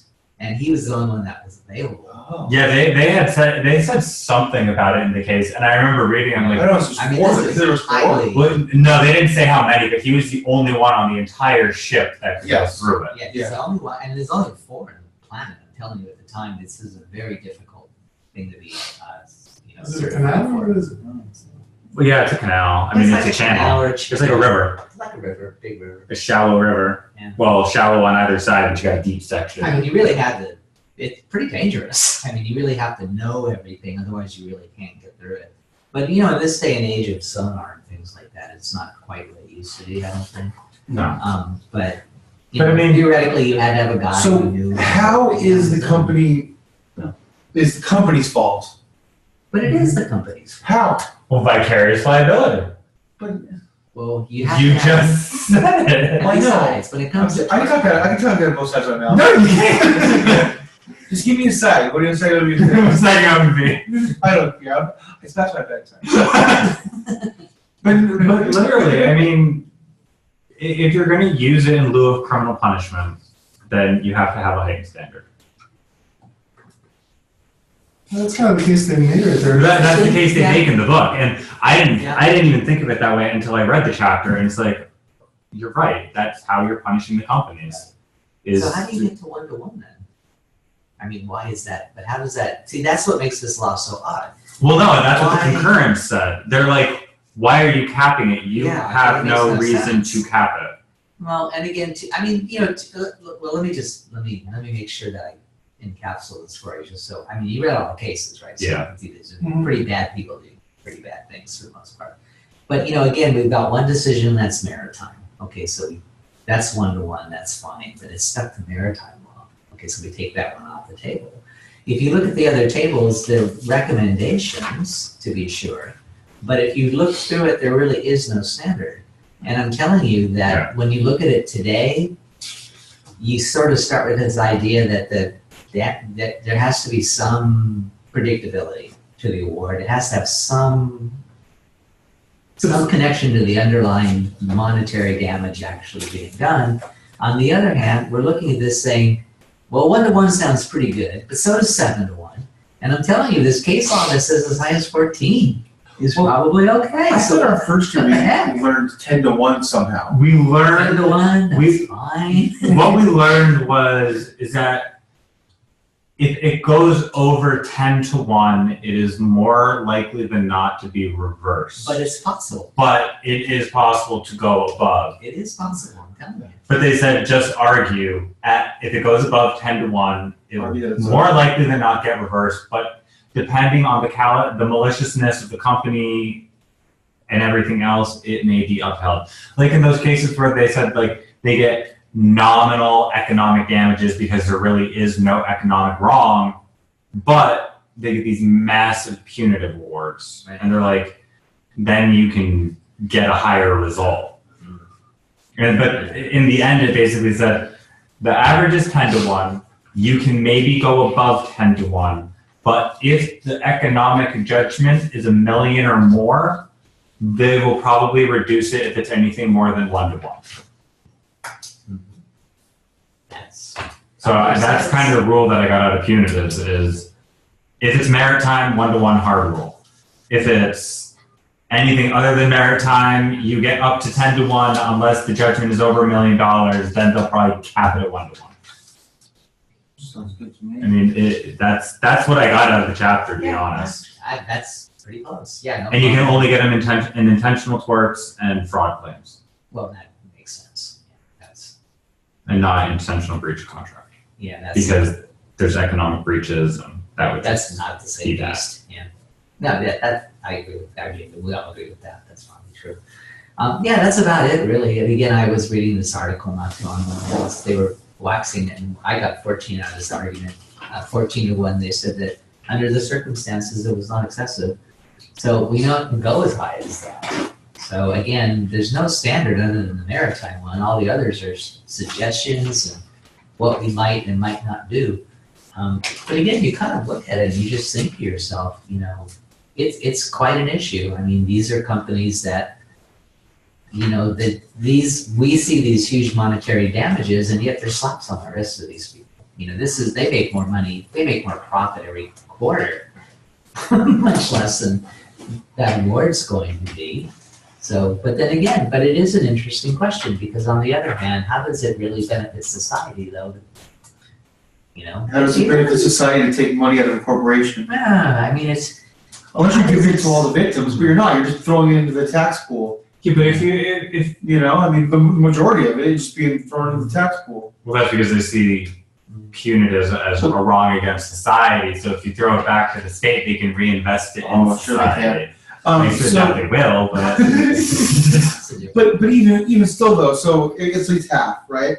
Yeah. Like what is the point of just torturing the bottom line of a company? Like because it's literally used as a criminal punishment. to the stock. Civil litigation is a criminal punishment because you can't effectively criminally prosecute a corporation. I think I agree with Scalia and Thomas that the Constitution doesn't say shit about this. And so if it's not an abuse of discretion, just do whatever they want. well, Or Congress has to legislate Or it, they have to legislate it, yeah. like they do with micro, which is dumb. and if you catch, I know it's in one of the note cases now, it used to be in the book actually. Which one? The BMW case. Oh, yeah, The famous it was one. mentioned in one of the cases. Which one was that? Page 241. Before you. Now, this is a very interesting case though, because 241. Yeah, it's in It's state. a, it's a case inside of. Oh, it's within State Farm. yeah, BMW is right there. Interesting case. I don't know how many of you know this, but what happened was this a guy bought a new BMW, right? And he bought it new, and it just so happened that it was not. How about that? And what they had discovered was, in fact, that the car had been in an accident even. Not only was it not new, but it was in an accident. And what they had done is they had painted it over and fixed it up like brand new. I mean, it just so happened that by accident his mechanic discovered it when he was doing something else to the front of the car. And he went to trial, and the entire car is worth $40,000, right? I mean, that's how much the car was worth. The entire car, much less that. But because of the fraud of not getting a new car, even though it ran exactly like it would be new, they gave him $4 million in punitive damages. Well, what do you think about that? And see, that was the case that people started to go, how stupid is that, right? Now, we all agree that's way too much. Or do we? Do you Well, think no, it's that's because fair? another case. No, I don't argued either, about it. because the dealership is different than BMW. And why is BMW like, I mean, it's $4 million, it doesn't do anything to BMW other than make them yell at their distributors. Pretty much, yeah. That's all that it does. It gets a really nasty letter in every distributor's box. But also, what do you think about the idea that in this case, the $4 million went to the plaintiff? Well, one of the cases talks $4 about million? that. I don't care, I mean, Well, Whatever. what kind of a deterrent is that? Well, it's not a deterrent at all. That's not. It's just a windfall. Well, one of the cases said that There's Judge Evans, he is here. the juries are awarding these plaintiffs all this money, thinking punishing them for any other plaintiffs that might be out there. And Right, that's I why thought one so too. limitation. I Yeah. thought punitive damages was, before I went to law school, I really thought that punitive damages would get split amongst people that would also be hurt. Like in a class action type fund. Yeah, and it is completely wrong, Yeah, no, because even the book's like, yeah, you're giving them punitive damages to award for injuries to society, yet other people that are injured by it can bring suit and get their own punitive damages. So you're basically multiplying the harm. That's true. That's I think one of them And argues so for then a jury you get a double instruction jeopardy against that, issue. right? Because for an eye, solves my. then you're being punished, not even criminally. Take my eye out first. For the same wrong over and over and over and over. Like, I can't even imagine the cigarette cases. Yeah. Like, this was one guy, right? It wasn't a class action in the Philip Morris one? That's one guy. Yeah. Wow. So he got that much in punies, and then the next old man that didn't listen that he's gonna get cancer is gonna get more punitives against him. And so, But I do want to say one thing though, and again, okay, you have to forgive me if I say, I don't know if you're old enough to remember, but remember that why they got so mad at Philip Morris and it's because they said it was safe when it wasn't. if they said it was safe when they knew flat out it wasn't. And also the other thing is they were putting, we know now, there's no doubt about it, they were putting drugs into the filters, into the tobacco, that made them more addictive. They put, Like more than and it was nicotine. poison, they put ammonia. They put ammonia. They put ammonia. Still ammonia. It increases the uptake of the nicotine, Yeah. but it's fucking ammonia. Well, and then Like- there was another, there was another chemical they put, I can't remember what it was, but for a little while they were putting another, I think there is rocket fuel in it or something like that. but it was something bad. And what it did is it made the tobacco burn faster, so that you needed to smoke more to get the same. Oh. Yeah, it just burned literally faster. It's pretty smart. And so they were pulling a bunch of. I moved fast. I mean, I don't get me wrong. I know how bad they are, but you're still punishing them for society hundreds of thousands of times. Oh, yeah. So double jeopardy comes into play. I feel like. Yeah, I think that's one of the dissents. And is we that can actually you gotta think that way. give the instruction for juries just to take the one guy into consideration, not all of society. And then that should be a jury instruction is for punitives. You take that person, not society. Because if you punish them for society on a plaintiff by plaintiff basis, then they're being wrong, or not wrong, You can't but predict they're the being business model. criminalized over and over and over and over and over. But the that's when you same get, act. that's when you get the 141 to 1, 145 to 1, like decisions, is by them saying that. I think if you literally said, give this man some Yeah. punitive damages, I'd be like, 500 grand. Yeah. You know what I mean? Like, Not if you're just saying, okay, now you need not to give them. $145 million. Do you know what the jury instruction is for punitives? Like what it says as far as like there being, you're now to consider punitive, you can consider punitives to Do you know what it says at Not all? off the top of my head, although you can look it up, they're online too. You can just look up, township, CACI. whatever you want, and they'll be on there. And they're available, so. Culture. But, yeah, it's really quite an interesting issue. There is really nothing else, in the law, quite like punitive damages, certainly nothing else like it in remedies, that's for sure. Very, very odd beast indeed, so, That's long instruction. they're gonna be pretty long for those. It's like 4 pages. I was gonna say, punitive damages are not short. I had Judge one has to read sit at there one and read trial, all and this. it was pretty long. Any listen punitive.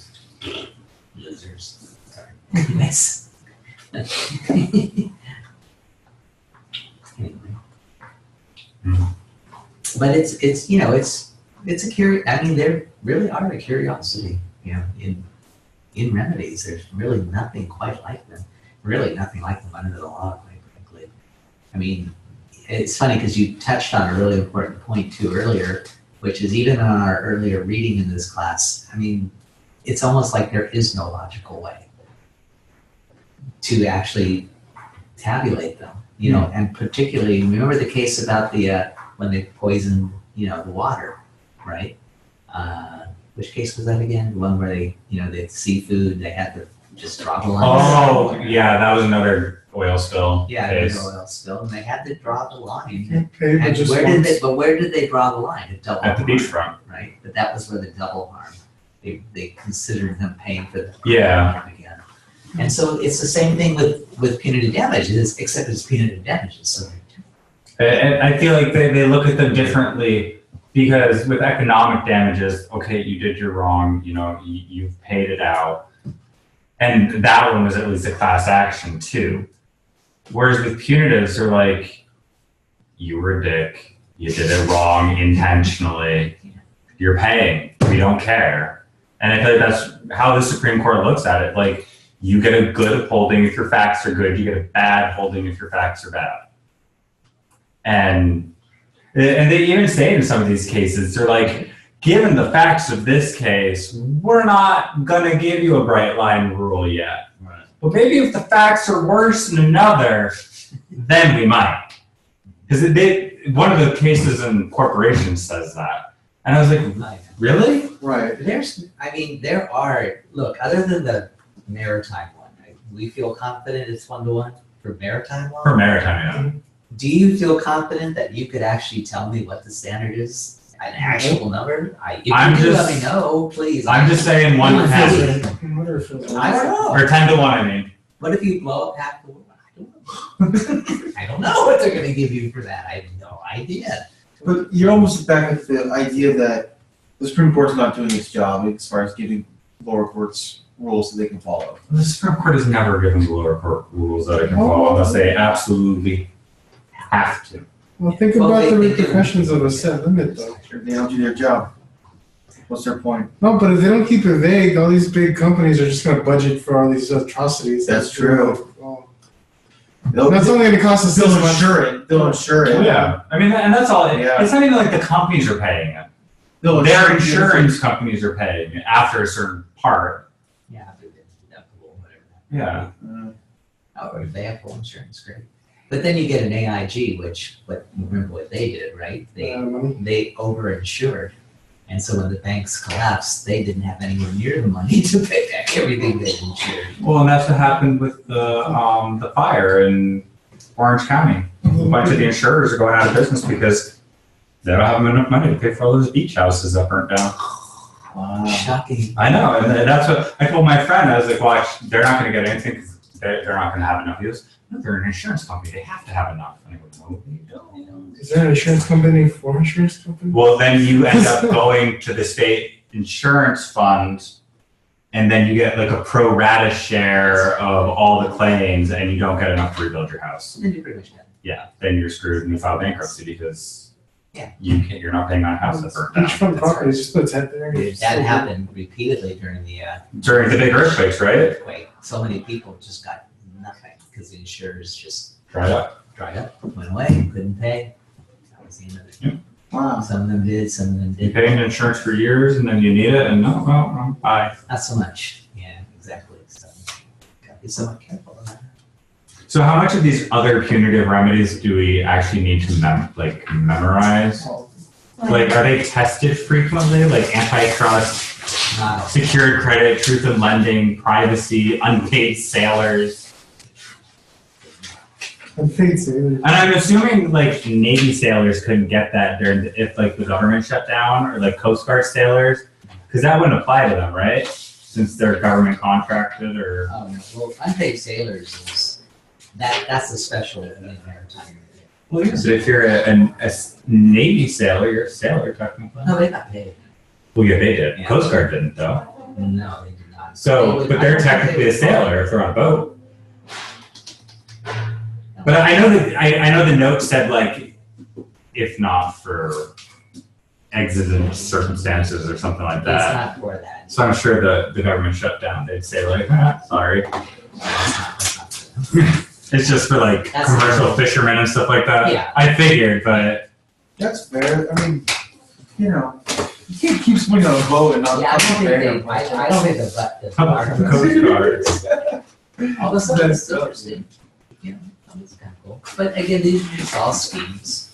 You know, antitrust is treble damages. No, but you don't have to run this rebar. That would be very likely. Okay. Can't say. I just didn't know if you've ever seen them like tested, like they brought an action under antitrust, what are the remedies? And you're like, oh God, what was the rule for antitrust punies? That's a little tough though, because remember the bar has to have a basis in either California law or common law. So it's hard for them to test on things like that. Interesting. I didn't know that. Yeah, I didn't know that either. I thought they could just, Yeah, they can't. Well, except like, you know. because I figured they could test either federal or that state, because everybody learns federal. Well, but they have to be. Yeah, I mean. They still have to have a basis for it. Theoretically, I guess they could. But I've never seen two things. Oh, so we're going to get a maritime law question. Yeah, I was already good here. I'm waiting for Mary. Wouldn't surprise We me. got cave law and real property, and we're gonna maritime and remedies. Don't be messing with cave law. Cave law's genius. I love There was a cave boat law. in a cave, and then the cave flooded. Does it become maritime? Is it navigable? If it's a big enough cave, it is. It might What be. was this? How big it is? How big is this cave? It's one of those underground caves in Mexico that you Alright, could like. so we all feel good, right, about peonies, right? Yes. That's pretty straightforward. Good enough. Thanks for passing. Thank you, Professor. No problem. Unless there's anything specific that you think I need to know that it didn't go over. Oh, don't worry. Well, not for peonies. I think we're looking. I feel very good about today's class because I really wanted you guys to know about constructive trust. Yeah. That was my goal today. Really, very important stuff, and it's tested. There's always a couple multis. It Oh, can't yeah. lose. So